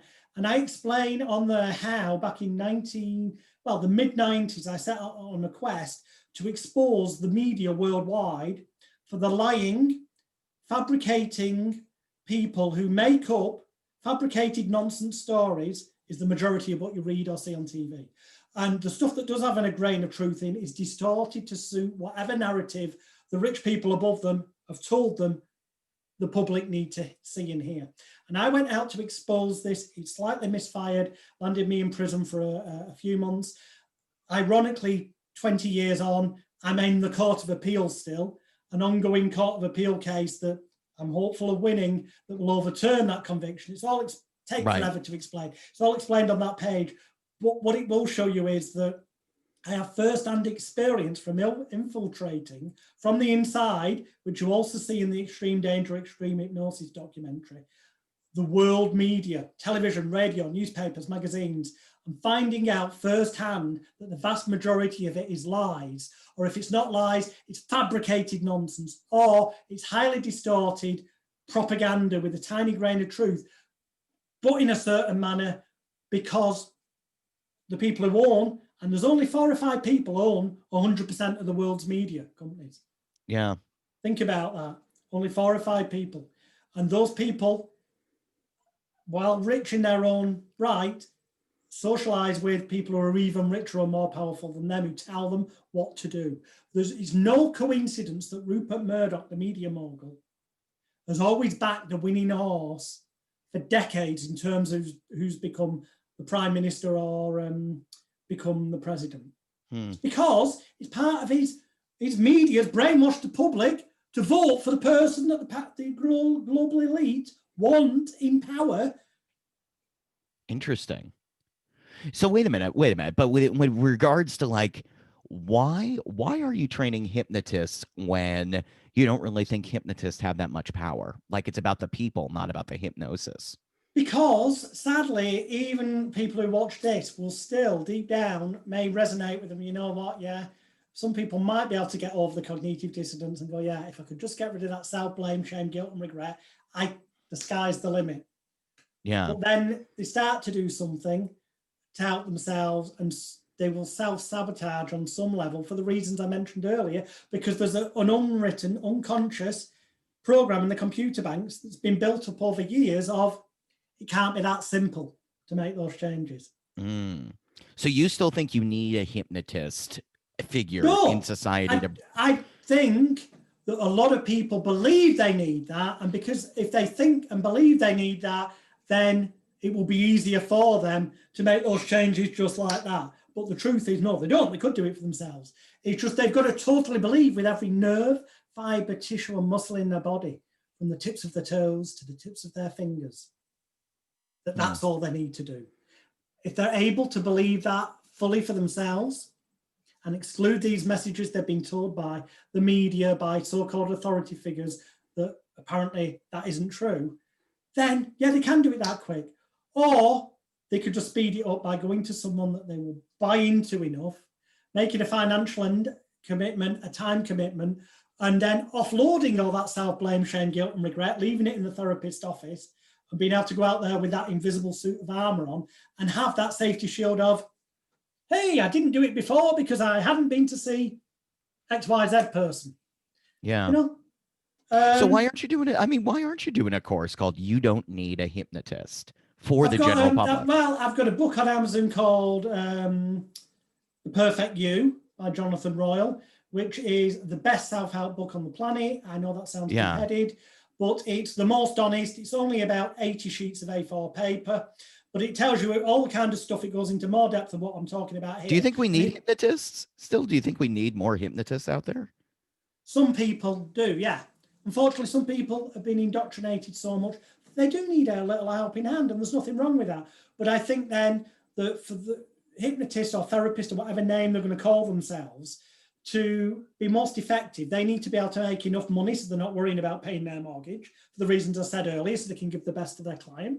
In which case, that's where my training is real different, because it concentrates on how to get the clients, how to have them in the right state of mind before they show up, so they're genuinely ready for change in the ways I've said. It will teach you techniques that work in one session, and you can offer your money back guarantee to your clients, because if you advertise in the way I teach in the Elite Hypnosis Bootcamp, they will be cured in one session, right? Because it's been set up before they even get there. No, you do a lot of great conditioning work. I mean, I know that's why you and Kenton Nepper, who's a great mentalist, and I'm a fan of his work as someone that more as a hobby these days. Kenton is a friend, a colleague, and a genius in the world of mentalism. And what he's done is he's in the world of mentalism and mind reading, like Darren Brown stuff. He's applied techniques that come from the world of therapy, and but on a deeper level as well, from like the Native American Indians have a belief system called shamanism, where there's a lot of symbolism with their power animal journeys and stuff. And there's indirect suggestion through process of metaphors and stuff. And these things, which could arguably sound a little bit like, oh, indirect suggestion, symbolism, that sounds a bit like Milton Erickson, that perverted con man we talked about. Well, no, it's better than that, because it doesn't take you hours and hours for these things to work. Right. You can plant a seed when you do it properly and get an almost instant response, but you can also have other little seeds planted in the background, and Kenton's a master at doing this as well within what he teaches. So those continue growing and get stronger and stronger and enhance the effect of things even after you've left that person. Yeah, I mean, he's got like Kentonism and ways of doing, which I always find interesting, because it's like hypnosis already is a placebo, and then he's teaching you how to do pseudo hypnosis. Do you see a difference between those, or is it all just the same thing? To a large degree, it's down to the state of mind of the person doing it and the state of mind of the individual who it's being done on. Interesting. The difference is on one or both sides. You know, you can use so-called genuine hypnosis, and if somebody doesn't believe in it, they might just consciously be playing along because they want their 5 minutes of fame. Yeah. Or you could use so-called pseudo-hypnotic techniques, but because the person believes you're this wonderful, powerful individual with special powers, they may then convince themselves something genuine has taken place and convince themselves they've genuinely been hypnotized. And arguably, if they believe they've been hypnotized, then they have been hypnotized, because hypnosis exists only in the mind of the believer. Interesting. Yeah, I mean, look, people have always, the big debate is, and I want people to understand where you're coming from with this, so I can also understand it. Like, if you see a stage hypnosis show, and I've heard people be like, no, they're just play acting. And I tell them, well, no stage hypnotist has ever hypnotized anyone in their life, due to the fact there's no such thing as hypnosis, for starters. They've given people some suggestions, and those people have chosen to take them or not. But the truth is this: at the end of a stage hypnosis show, one of two things happens. The person goes back to the audience, and they either say, oh, I can't remember what I did. What happened? And their friends go, you did this, you were hilarious, you were wonderful. And they get an extra 15 minutes of fame afterwards, because the friends are telling them what a star they were, right? Right. In truth, I believe that person genuinely does remember, actually. They're just an attention-seeking fuckwit who wants more attention. Do you think every stage hypnotist volunteer is going through that? Do you believe that? Really? I believe every stage hypnosis volunteer on the planet, if connected to a lie detector properly, the modern day ones that are very accurate, and asked, honestly, you just did it because it felt good getting you 15 minutes of fame, and because the hypnotist directed the applause and laughter towards you, and you knew you had the perfect excuse of afterwards saying, it doesn't matter how embarrassing what I did was, the hypnotist made me do it, I couldn't stop myself. So you think it is play acting? You think it's like the ultimate play? What's the difference between a stage hypnotist volunteer and a play actor? You're going to get the odd individual who, whilst if connected to a lie detector, if they went, no, I don't agree with you, would end up showing up as a liar in the context of what I've just said. You could ask them, do you believe you were genuinely hypnotized? And they could say, some of them could say, yes, and pass the lie detector because they'd convinced themselves, and now afterwards to rationalize it, to consciously have to admit to themselves that there was nothing special going on, and they did just suck that sex toy on stage and make themselves look ridiculous. Right. For what? To feel like they were a star for 15 minutes. Well, what a sad life they must have had if they felt they needed that. Guess what? That must mean their levels of self-worth and all those things I talked about somewhere are imbalanced. Interesting. So this was some form of therapeutic process for them, where they couldn't be blamed for having the 15 minutes of fame because the hypnotist made them do it. But they don't want to admit that, so they will convince themselves that logically they must have only done that because they were hypnotized. Wow. Some of them will. What's the psychology of what happens when someone wakes up and they don't remember it immediately? Are they then convincing themselves that they don't remember it immediately because that's what they're supposed to do? Like, what is actually going on in their heads? Some of them might think that's what's supposed to happen because they've seen it on TV or films. Others are doing it because at some gut level, they know that then people will have to or feel the need to tell them what they did and go, oh, you were a star. This is what happened. And they're getting further praise and ego boosting and feeling loved, wanted, needed, appreciated, cared for, cherished, and valued. Yeah. The Oxford Handbook of Hypnosis. Do you think it's complete crap? Pile of shit. Yeah. What you mean that big red thing like that? I mean the one with the window, Mike Nash, Amanda Barnier, Irving Kirsch wrote. 99% of hypnosis books are shite. Even Oxford. You think there's only 10 hypnosis books worth reading on the planet, honestly. Just go to magicalguru.com, click on the bit that says Hypnosis Bookstore, buy those 10 books, and you'll know more about hypnosis for stage therapy, mind control, for every use of it, than anyone else on the planet will ever be able to teach you, however many books they give you. 3 of those books are yours, aren't they? All 10 of them are published by me, but 3 of them are Delavar's. Oh, I was going to say, I know you like, let's see, they call it hypnosis and... Oh yeah, I like it, but if you could only buy 10 books on the planet... they have to be Jonathan Royle's. Oh no, 3 of them are Delavar's. Oh yeah. But you'll learn more from those 10 than you will from all the other books on the planet put together. You definitely have some interesting. I mean, look, you have definitely you were one of the first people I came across in my journey through this. And I don't know why the hypnosis trainers have to lie. I'm not going to mention names because some of them are friends on a personal level. And that's the thing. I like people as human beings, and I can like them as human beings, but just go, what the fuck are you doing in terms of what you're doing with your business? What are some of the big lies? And separate them. Well, I'm not going to mention names, but there's at least 3 famous names in the therapy industry. Yeah. What I'm thinking, 2 of them English, or at least English by birth. 1 of them American, and actually there's 1 that's more European, who claim in their adverts that will pop up on social media that by signing up to their online video library, you are gaining access to the world's most comprehensive hypnosis, NLP, and mind therapy, or whatever related video training library. And that it's the best thing you can do and the best value for money. They're all liars. I make you this promise. Go to magicalguru.com, click on Elite Hypnosis Bootcamp. Join the Elite Hypnosis Bootcamp by entering the discount voucher code, of HYPNOTIZE.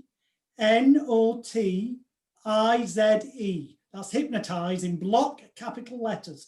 Put that in the discount code voucher box, and it will reduce the price from $4,997 down to $497 United States dollars.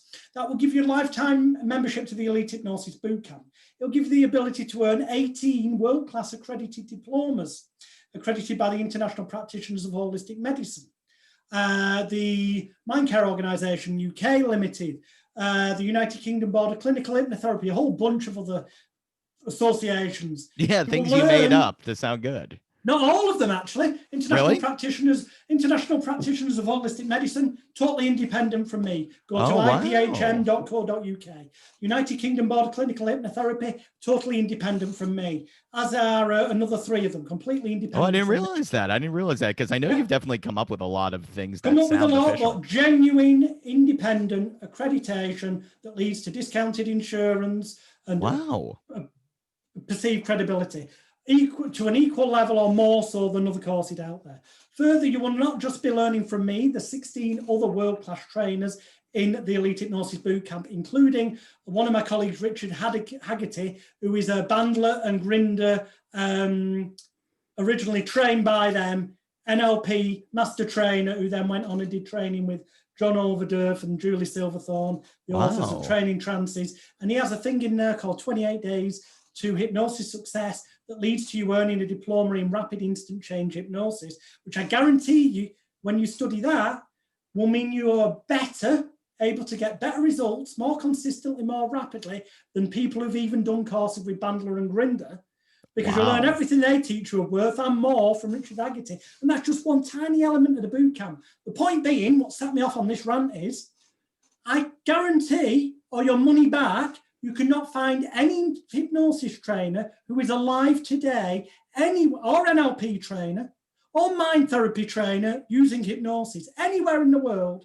male or female, young or old, who can offer you an online library of virtual training materials, of videos, audios, books, as well as business building stuff, so that you never have to spend another penny again, than me. That's why I offer a 100% satisfaction money back guarantee for 1 year, that also categorically says you will earn at least 12,000 United States dollars more profit from your business in the 12 months from joining the bootcamp than you did in the 12 months before. And it will wipe the floor with anything that you spent thousands of dollars on before from people who claim to be teaching you the Holy Grail. Has anybody ever asked for a refund? I've had 3 people ask for refunds.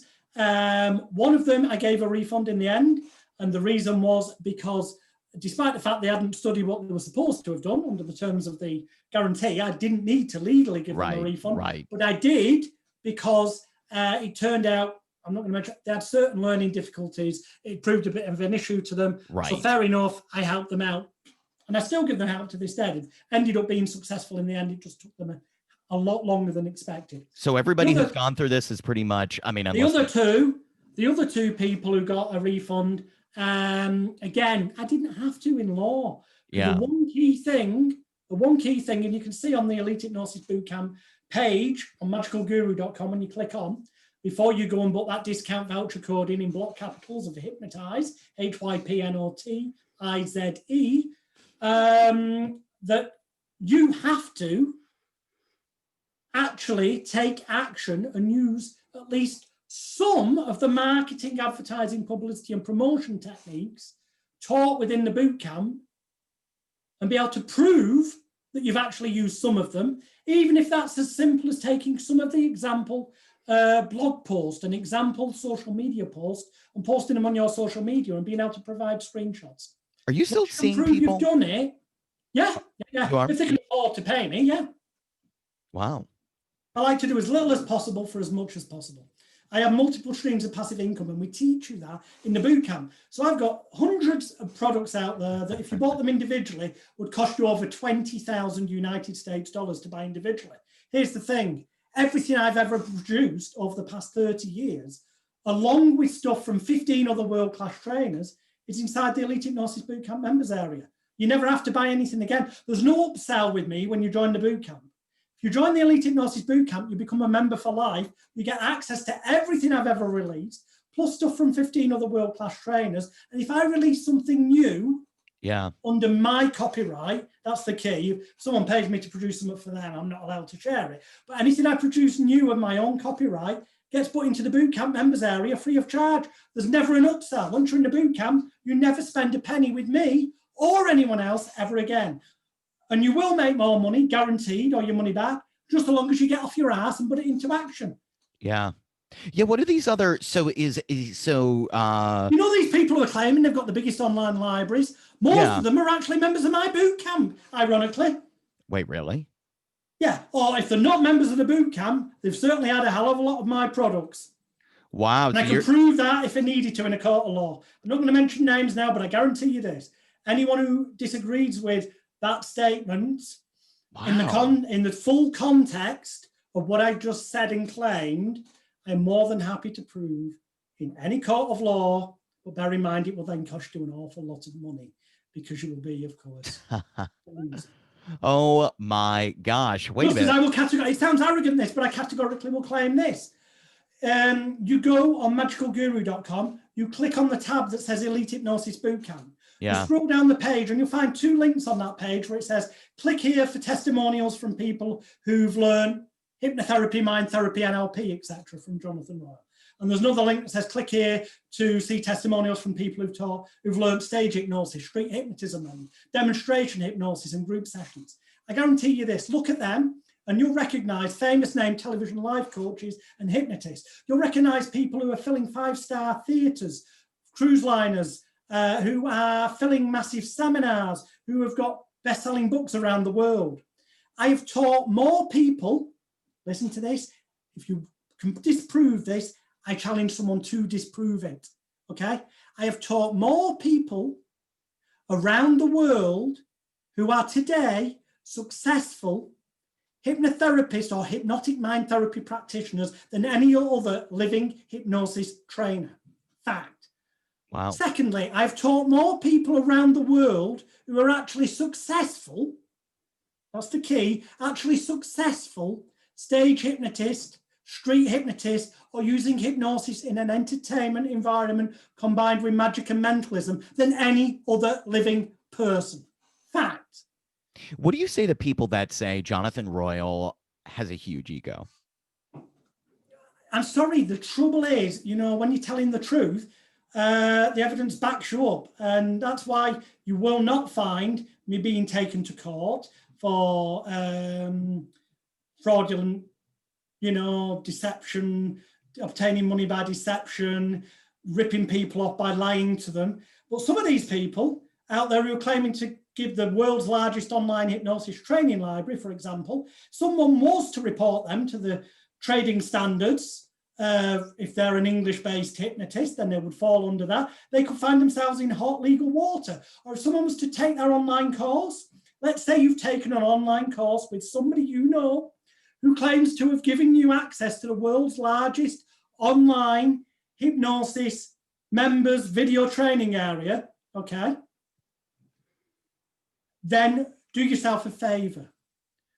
Go to magicalguru.com, click on where it says Elite Hypnosis Bootcamp, go down, click Apply Voucher Code, enter the word hypnotize, HYPNOTIZE, hypnotize in one word as block capitals, reduce the price by 90%, bringing it down to just 497 United States dollars. Join the bootcamp, look at what's inside the bootcamp, and try to prove me wrong. Now, when you see for yourself that there are literally, I guarantee, hundreds upon hundreds of hours of videos, audios, and other stuff, more than anyone who comes even remotely close to what we offer, which proves that they are lying and committing fraud in their advertising. At that point, I encourage you to go and report them to every advertising authority that's relevant in their jurisdiction. And if need be, report them to the police for obtaining money by deception, because it's fraud. Yeah. And then guess what? They'll look inside their members area in the Elite Hypnosis Bootcamp, and that person who you paid money to before will get done legally and have to refund you every penny with interest. Why haven't you gone after these people? Well, life's too short. If people out there who've been ripped off by people who've lied to them, who have claimed to give them the world's biggest library of stuff when they haven't, or claimed they've taught them the best technique when they haven't, or claimed to have taught them something that's new, well, you know what?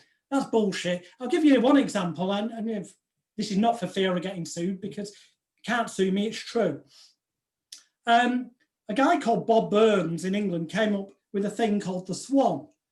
Right. Which is this idea of talking to somebody and their hand moves slightly without their conscious awareness to indicate yes or no or whatever. Right. Yeah. Yeah. And it's well known in the magic mentalism community and therapy community. What very few people know, or the ones that do don't seem to realize, is that I helped Bob bring that to market.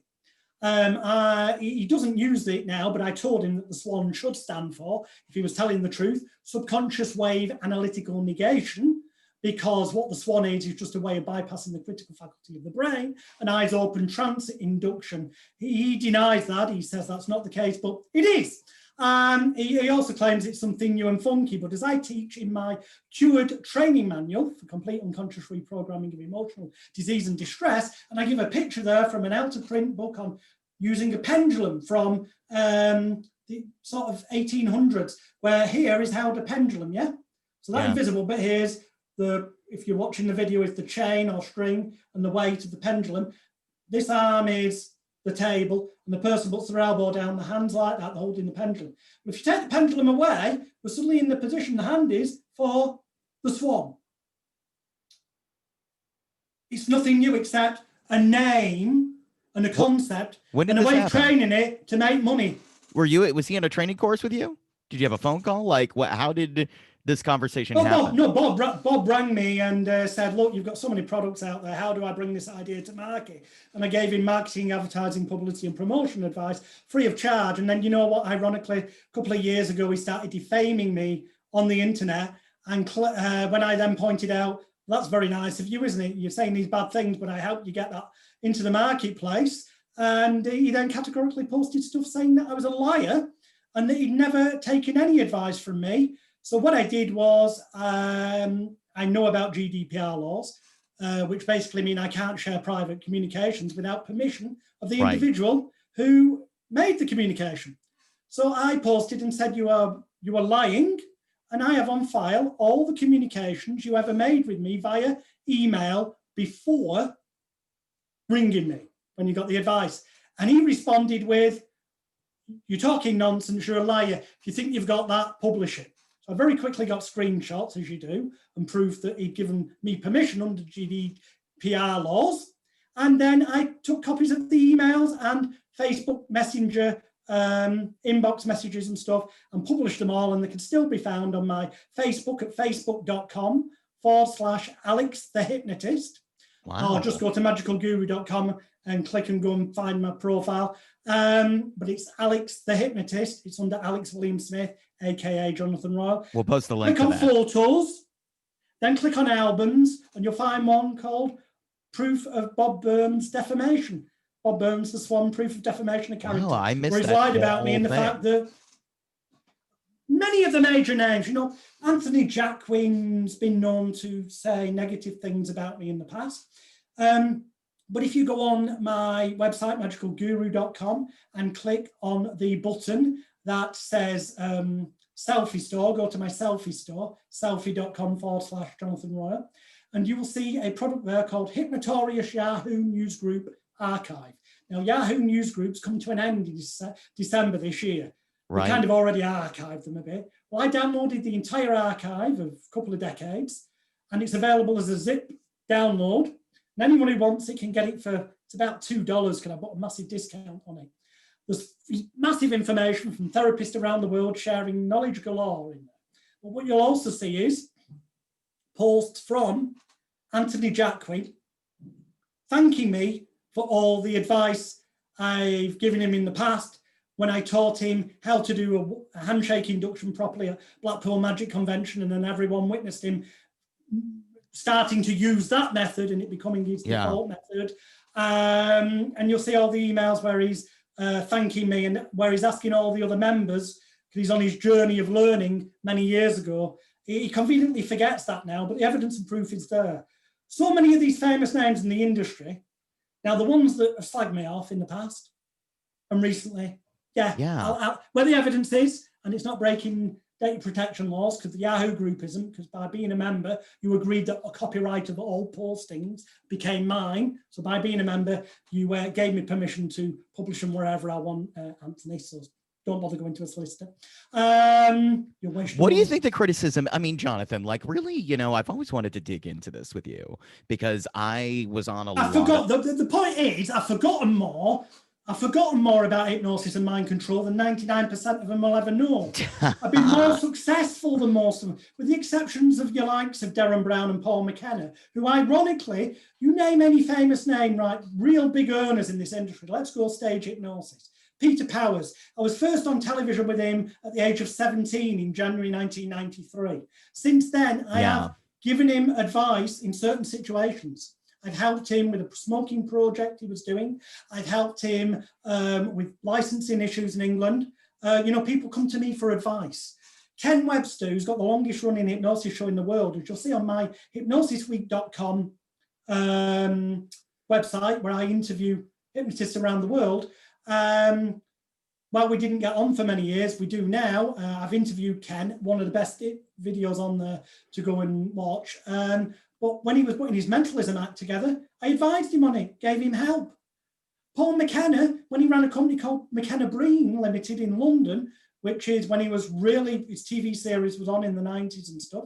Right. Practically every staff member they employed, almost all of them, and practically every single seminar facilitator they used, all took my correspondence course in complete mind therapy. And in the box where it said, how did you hear about this course? They wrote down, Paul McKenna recommended it to me. Wow. Would Michael Breen also recommend you? I don't know. He may You not. know him too well. It wasn't written down on the forms. I can only tell you what was on those forms. That's McKenna. That's Andrew Newton, the man who taught Paul McKenna. The simple fact is his first ever training seminars around the world, I set them up for him in Manchester and Birmingham in England. I promoted him. I taught him how to do seminars properly. Yeah, he hasn't written some nice stuff about you. I read his book. He doesn't. No. Yeah, we've had legal issues, and those legal issues mean that I can't say anything further and won't do. Anything that can be said is out there in the public domain and goes to the extreme of what I've just said. In the public domain is the simple fact that his first ever hypnosis training seminars were set up and promoted by me in conjunction with the Mind Care Organisation UK and Prospect House Publishing. Nobody can deny that. That's why I can say it. When Tom Silver came to England, I helped sell tickets for his event. When Richard Nongard and John Sabone came to England, two of the nicest guys you'll ever meet in the hypnosis world, by the way. I was their UK legal advisor, because despite the fact of this big craze of street hypnosis, and most people ignoring the fact that it's illegal to do hypnosis randomly on the street in England for entertainment purposes, if you have not already applied for a license from the local authority. Yeah. Because there's a certain way of doing it where there's loopholes in the law, but even then you've got to be careful, because under duty of care laws, you need to be correctly insured. And if you were to use certain loopholes incorrectly, you would invalidate your insurance. The way most people are teaching street hypnosis in England, and yes, I'm afraid that does include names I've mentioned before, is that they're telling people that you don't need a license of the local authority. Well, I've got a website that proves I must be the only person who's written to every licensing authority in England, hundreds of them, and got legal confirmation from them, basically, that in their legal opinion, anyone doing so without a license would be considered breaking the law. And anyone doing so on the street, like you see on these YouTube videos where people are stood on the pavement, near to bloody traffic, where if the person believes they're hypnotized, they might fall over into the road. Very dangerous, unethical, immoral. They said they wouldn't grant licenses to those people. Yeah. So these people obviously don't like me because I'm pointing out that what they're teaching is quite often immoral, illegal, dangerous, or they're sending out people there ill-equipped. Yeah. What about, I heard that you tried to shut down Justin Trance when he came over. No, not true. That's complete cobblers. You were trying to shut down his show at a nightclub. No, I told one. That's nonsense. That's his version. What happened is there was some sort of street hypnotist meet up, and I let the local authority in that area know. And the fact is, the local authority in that area agreed that without having applied for a license, it was illegal to be doing street hypnosis on the street or in the bars around that area. The people involved kept moving from pub to pub to avoid the licensing officials who were out searching for them. The fact is, they blatantly went out and then posted stuff on social media that, we managed to do it. So it had nothing to do with the show he was doing. The fact that the show he was doing was apparently without a license, well, that's between him, the venue owner, and the local licensing authority. I couldn't care less. But you go out onto the street and into licensed premises, doing stuff in a dangerous manner, which it is largely, whereas a show is in a more controlled environment, totally different, then yeah, I'm going to do what I can to protect the safety of the general public and this industry. Because I've got a product, as a result of all the nonsense a few years ago, I teamed up with 4 or 5 other long-term professional hypnotists and health and safety experts as well, and put together a thing called the transparency template. Right. 12 hours long, and it is the world's most comprehensive training on health and safety, legal issues and duty of care issues for stage hypnotists and anyone who does group hypnotherapy demonstrations or street hypnotism. If you've not studied the transparency template, I can guarantee you're probably not as safe or as legal as you could be. But don't worry, you don't have to buy it on its own for nearly $135. It comes free inside the Elite Hypnosis Bootcamp. Hey, you know, one of the other criticisms, well, first of all, I just for the record, you are saying right now that Justin Trance, like if he were to come on this podcast and be like, dispute the things you said, you are saying you did not try to shut down his show. Not sure, no. Wow. The street hypnosis meetup there. Yeah. It's interesting because the show, no. But he is all about. I'll tell you this, Law. I can tell you this. Can anyone who's a body language expert, you can contact Chase Hughes, who I've interviewed in the past, Robert Phipps, Kevin Organ, or an independent person I've not spoken to, and they'll tell you that my body language is consistent with what I'm about to say. I did not try and shut down his show. I had no involvement, but after the event, I'm now aware who did try to shut down his show. Oh. Because that person sent me a copy of the letter they sent to the local licensing authority. It had nothing to do with me, and I didn't know until after the event. I was involved in trying to stop the dangerous and illegal street hypnosis activities, but I never denied that part. Interesting. Yeah, wait, you know what? Okay. Just want to wrap it all together. This has been very informative, Jonathan. You know, all this will upset a lot of people. What it does, it means either I am a massive liar, right, or they are massive liars, okay? Because what this interview means is that about 90% or more of hypnotherapy, NLP, and stage hypnosis trainers have lied to you, or I've lied to you in this interview. It's one or the other. There's no real mid-ground. So my challenge is, prove me wrong. Get the boot camp. Prove to me there's someone else with more training materials for stage hypnosis online than me, with more training materials for hypnotherapy, for mind therapy things. Prove to me somebody who gives you more marketing, advertising, publicity, and promotion training, both for entertainment and therapy. Prove to me somebody gives you more, as they are falsely claiming they do. I know you can't, because I've looked at these other things and they don't even come close. And as for the other people, it's going to upset them, because either I'm lying and everything they've always done has been legal and safe, or I'm telling the truth, as the evidence proves. That if you go on my website and you go on my blog and you search is street hypnosis illegal under the 1952 Hypnotism Act, you'll see all the letters from the councils. So that means those people are lying, not me. To my eternal shame, at one time, I actually tried to help Anthony Jacquin when he started out, as he's proven with what I said before, to the point where he used a hypnotic coin bending routine idea of mine on his first video set, the Mancunian approach. My name's on the credits, if you look, to my eternal shame. I wish I wasn't involved in it, because the rest of the DVD produces people who study it who are frankly borderline dangerous. Wow. And you would, and if on the right side, I will say this, Law. I've heard in the past couple of years, credit to people where it's due, I've heard in the past couple of years that Anthony's actually started teaching a reasonable level of health and safety when he's teaching people entertainment hypnosis. Something he didn't do years ago. And I've heard that he actually does tell them to look into the law. Now, he gets around it by saying, I'm led to believe that rather than going into great depth about what the laws are in different countries, that he goes, do your own research in your own area, it's your own responsibility. Frankly, I think that's a cop-out under duty of care laws. As a trainer, you should be teaching the student what they need to know, which is why I make sure people I teach stage and street hypnosis have a copy of the transparency template, which no one else anywhere on the planet, nothing comes close. You know, a guy called Justin, what's his second name? Is it James? Justin James set up a thing called Safe on Stage, a free online safety training for stage hypnotists. Because then when you've done that, you can get cheap insurance if you're in America. Guess what? Yeah, it'll get you cheap insurance if you're in America.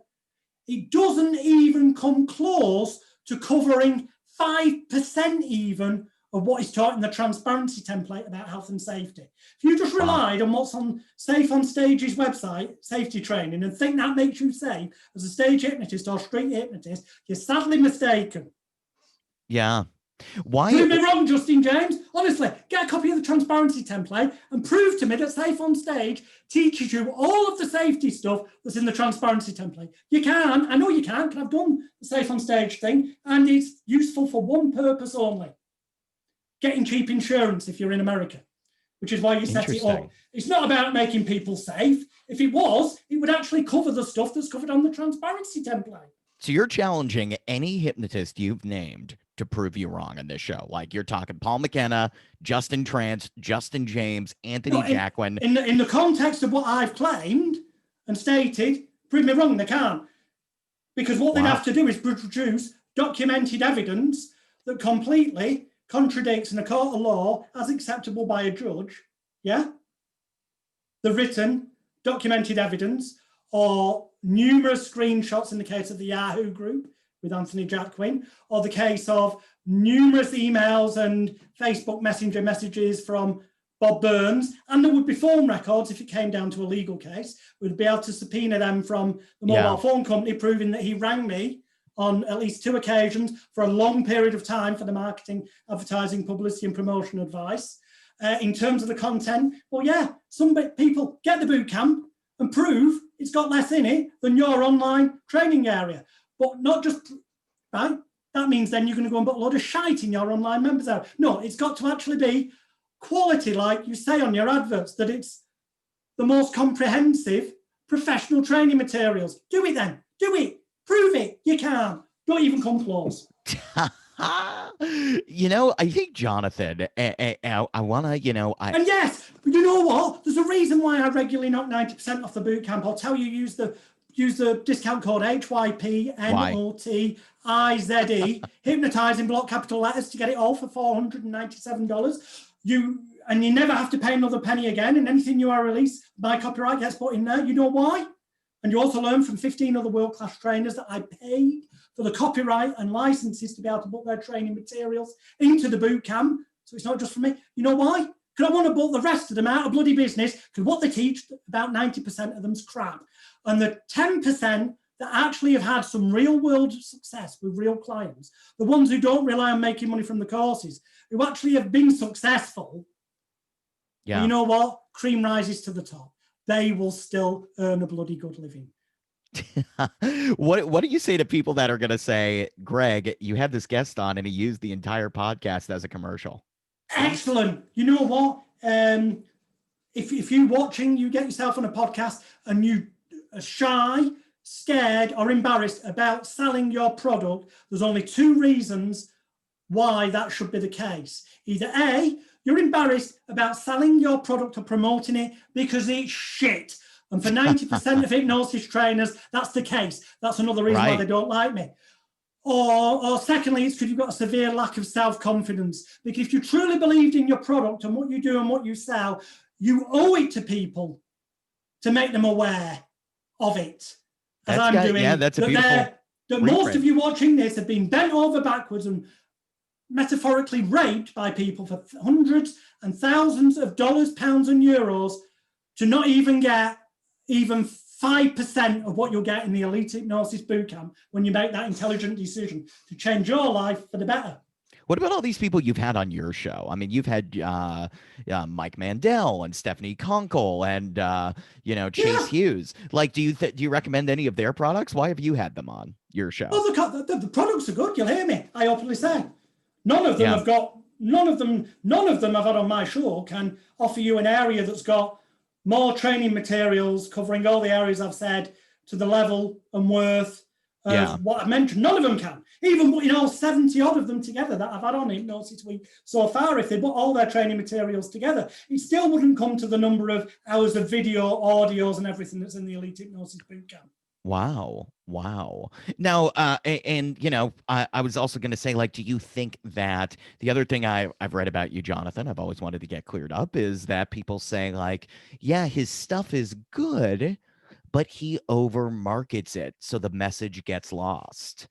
That's their fucking problem. If they think that, you need to sort your head out. Because you know what? Once you're a bootcamp member, if you go down that route, you know what? The people who say that either A, haven't bought me stuff, B, they probably just borrowed it off somebody who looked at it, so hence they can say it's good, but he overmarket. Of course, they cross-promote products, but here's the thing: you avoid that message straight away when you join the bootcamp. Because once you're in the bootcamp, there's nothing else to buy. There's no upsell. There's nothing. You'll never be sold anything else. That's the point of the bootcamp. It comes with a guarantee. You never need anything else from anyone, and that includes me or any of the other 15 trainers in the bootcamp. No other trainer will do that to you. I'll guarantee you that. They'll want to sell you on another course in future. Of course they do. Right. Because I can already see, I mean, I feel like I've read this before. I feel like, if Anthony Jacquin is listening to this now, like, I feel like what might happen, or somebody else, we'll use like a non-named person. They're like, oh, he just criticized me. Well, we all know that Jonathan Royle just... I'm prepared to come on a podcast with any of these people head to head. I've always said that, but you know what? They haven't got the balls. Oh, that'll be interesting. That would be interesting. And Anthony Jacquin has blatantly had the opportunity in the past to discuss man-to-man on a live video or audio podcast on condition that none of it was ever edited out. That's my only stipulation, that it goes out as is, and he can ask me anything he wants live, but I'm allowed to ask him anything I want live, and he has to agree to answer it in the same way as I'd agree to answer anything. And I guarantee what will happen is there'll only be one person who comes off looking like a dangerous, certainly in the past, dangerous, proven liar. And it won't be me. Wow, that's a big... In the context of what we've talked about, which I have to make very clear, which is to do with the dangers and legalities of street hypnotism only. Right. I was going to say, do you feel that, you being this marketer prevents the message that you want to have go out there? Like, does it take away? Don't care less. You just don't care. Yeah, the you're very shameless. Is this. Once you're in the bootcamp, the people who join the bootcamp, they never look back. That's where I get tested. Look at the testimonials, the links I told you to. Go to the magicalguru.com, click on Elite Hypnosis Bootcamp, find the links to the testimonials, watch the videos, read the written ones, visit the websites, check the people are real. You'll recognize a lot of them. Some are famous. And then you'll see for yourself, it's not just me saying it. No one comes close to teaching the truth like I do, or in quantity or quality. Fact. Sorry, it sounds arrogant. Yes, it is, but it's true. And the bits that aren't my area of expertise, I've recruited 15 other world-class experts into the bootcamp to teach you those things, so that I can guarantee the bootcamp is the biggest, most comprehensive online training area. If you choose to join it, and never have to pay another penny again to anyone anywhere in the world for any form of training, whether it's for marketing or therapy techniques, then well done you. If you choose not to, you're lost. Your family's lost. You won't make as much money as you could. You won't be as good as you could. But you know what? It won't make a difference to my life, really. Especially not if you're using the voucher code Hypnotize. I make more money than that when I go for a poo at the toilet. With the products I've got on sale, multiple streams of passive income on the internet. My royalties each month from books off Amazon. I've got hundreds of websites, I don't need your money, but I'm not going to give it you all 100% free, because then you wouldn't attach any value to it. That's why at the very least you've got to pay $500, well, $497, if you use that discount code Hypnotize in block capitals. to get your lifetime membership. And Well, then your money yeah. back guarantee is on the basis that there's a condition that you have to actually get off your ass and take action. I can lead the horse to water, so to speak, but I can't make you bloody drink. Wow. Wow. So to get back to like one of the earliest points, which is that you have this course called what is it? It's the esoteric NLP. Esoteric ultimate hypnosis, esoteric NLP, hypnosis advanced level. Like if it's all placebo, are you just teaching people versions of rituals using like is advanced NLP really just advanced rituals? Or is it something supernatural and energetic? Like, because to me, it sounds like when you say energy, you really just mean it's all placebo, and then you've created an advanced version of the ritual. If people watching this want to believe that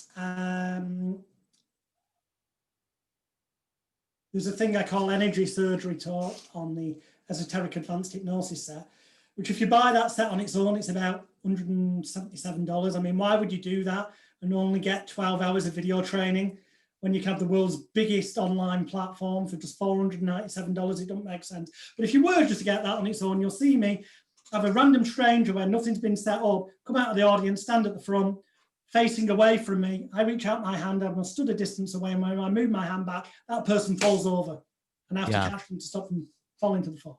It looks supernatural. It looks like the logical explanation is I paid him, told him in advance to count to a certain number and then drop backwards, and I promise I'll catch you, which isn't what happened.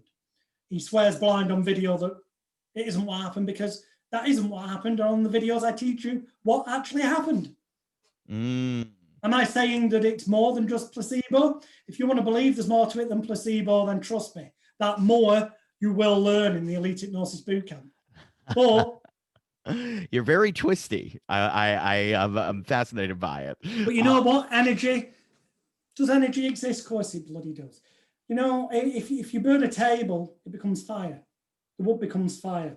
The fire goes up into the air. It makes ash on the floor, but the fumes go up into the air and it becomes part of the clouds that then rain down. The rain goes into the soil. The soil grows with the plants. You can never destroy energy. It can only ever change form. That's an undeniable fact. That's an undeniable scientific fact.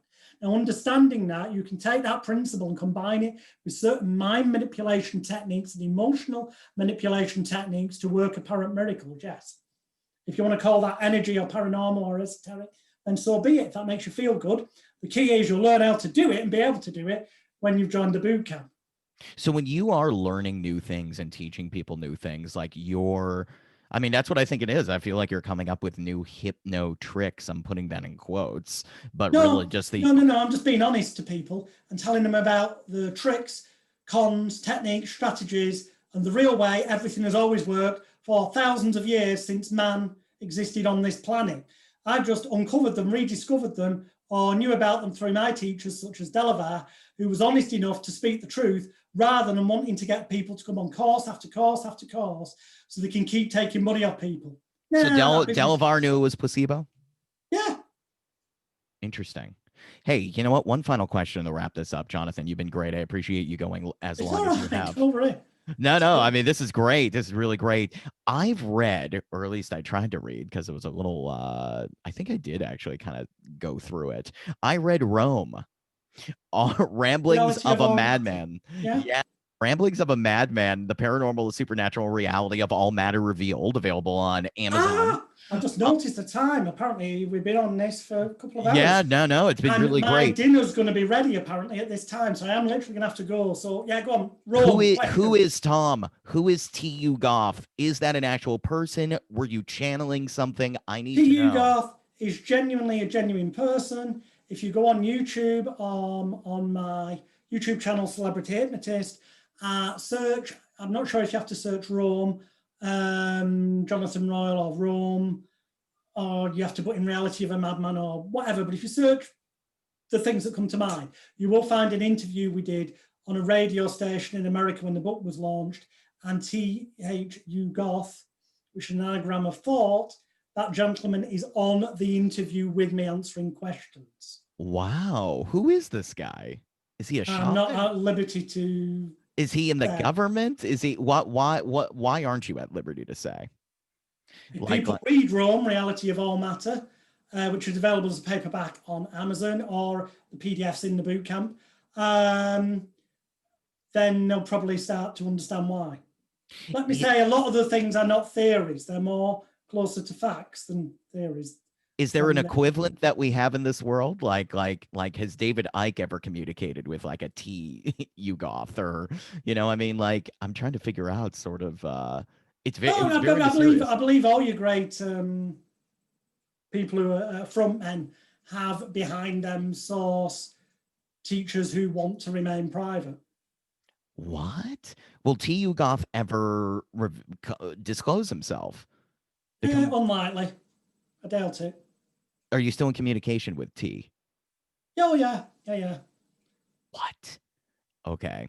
That was very weird. Very, very weird. I remember reading that book and I just thought it seems improbable. There's a madman here who is speaking all this information. Was it a mystical circumstance you found this person? Like how do we find TU Goths? What would you recommend? Well, you wouldn't, because you probably wouldn't choose to. Well, you might encounter him, but you just wouldn't know that you had, because he wouldn't choose to reveal himself or give that information. Why were you so lucky? Why were you so lucky? Because I've been on TV a lot, I've been in the media. I don't know, the individual clearly felt that I spoke the truth hypnosis wise, and that I could be trusted not to twist anything that they said in regards to what's in that book. The mystical circumstance was that we met in a Northwest licensed premises where we bump into each other now and again over a few beers. Wow. So many different worlds you tap into, Jonathan Royle. Thank you for speaking your truth. You heard it out there, hypnotist. If you want to challenge this guy. It's not my truth. The thing about truth is truth from an individual is an opinion. Right. That's the perception. The truth I've given you is factually correct as any judge presented with the documented screenshots, documents, or looking at someone's inside members area compared to the bootcamp, the judge would come to, because he couldn't come to any other decision, because the facts speak for themselves as facts. That's the reality that's been shared on this video that will upset a lot of people. Yeah. What about, wait a minute, you have a book about sex and hypnosis. Are you teaching people to hypnotize women into having sex with them? If you want to believe that, yeah. Is that ethical? Is that ethical? Does that cross consent lines? Not when anyone who actually reads it sees that in there it clearly goes on about the legal, ethical, and moral aspects. And ultimately, it's largely about giving the individual more self-confidence. All the things we talked about at the start of the program. Interesting. It helps people build those up, because then when they've got more confidence, guess what? They become more attractive automatically to the opposite sex, or the same sex, if that's your thing. Interesting. Yeah, no, I think the thing that's intriguing about you is, even with the like, you're clearly, you were in the circus. Like, clearly you are, your dad was a clown, right? He was a clown. You were in the circus. Like, you have a very P.T. Barnum-esque approach, at least in my understanding, of getting people drawn in. And then once they see what it is, they're like, oh, that's different than I thought. And perhaps even better than I thought it could be, the reality of it. So they'll find it's a hell of a lot better when they join the Elite Hypnosis Bootcamp than anything I've been saying. I wanted to get one more plug in. Because otherwise, they'll end up getting the money back after 12 months, won't they? If that wasn't the case. Wow. Yeah. Wow. If the world bought the Elite Hypnosis Bootcamp, what would you sell next? I wouldn't. There's nothing else to sell. So if everybody in the world... world... in the Elite Hypnosis Bootcamp, you never need anything else for hypnotherapy, stage hypnosis, street hypnotism. You don't need anything else for mentalism. There's enough to have an entire career as a mentalist mind reader. There's enough in there about fortune telling, tarot reading, and being a psychic consultant. There's everything you need to know about holistic medicine, complementary medicine, all the marketing of it, all of the mind therapies. Basically, no, there's nothing else. He'd be I out. wouldn't sell anything else because I haven't got experience in anything else. Folks, everything that I've had a lifetime of experience in Yeah. is in the boot camp. Wow. So if There's nothing everybody in else the to world sell bought this, people. you'd be done. You'd be done with your pitching. Yeah. Wow. Folks, if you want Jonathan Royle to stop pitching, you got to buy this course. More Maybe importantly, if the you want to improve your life. yeah, and magicalguru.com. We're gonna put the links. Hey, you said some challenging things. I'm gonna do my research, but I appreciate you, yeah, fielding all my questions and a very interesting Like I said, I'll conversation. answer anything, and that applies to anyone watching or listening this. I will answer anything. I will happily go head to head on any video or audio, Wow. podcast, or interview show with any hypnotist or mind therapist in the world about any subject, whether it's entertainment or therapeutic based. Yeah. And I will answer anything I'm asked of, as long as the individual who's going to be asking me the questions is prepared to answer anything I choose to ask them. You know what? Wow. Most people, whoever slagged me off, haven't got the balls to do that. Wow. Challenge Jonathan Royle. You heard it, folks. You heard it here first. Well, no, he's said it in other videos, but you've definitely heard it clearly here. Yeah, you've been great, Jonathan. Thank you so much for coming on Open Loops. Cheers, dude. Been a pleasure.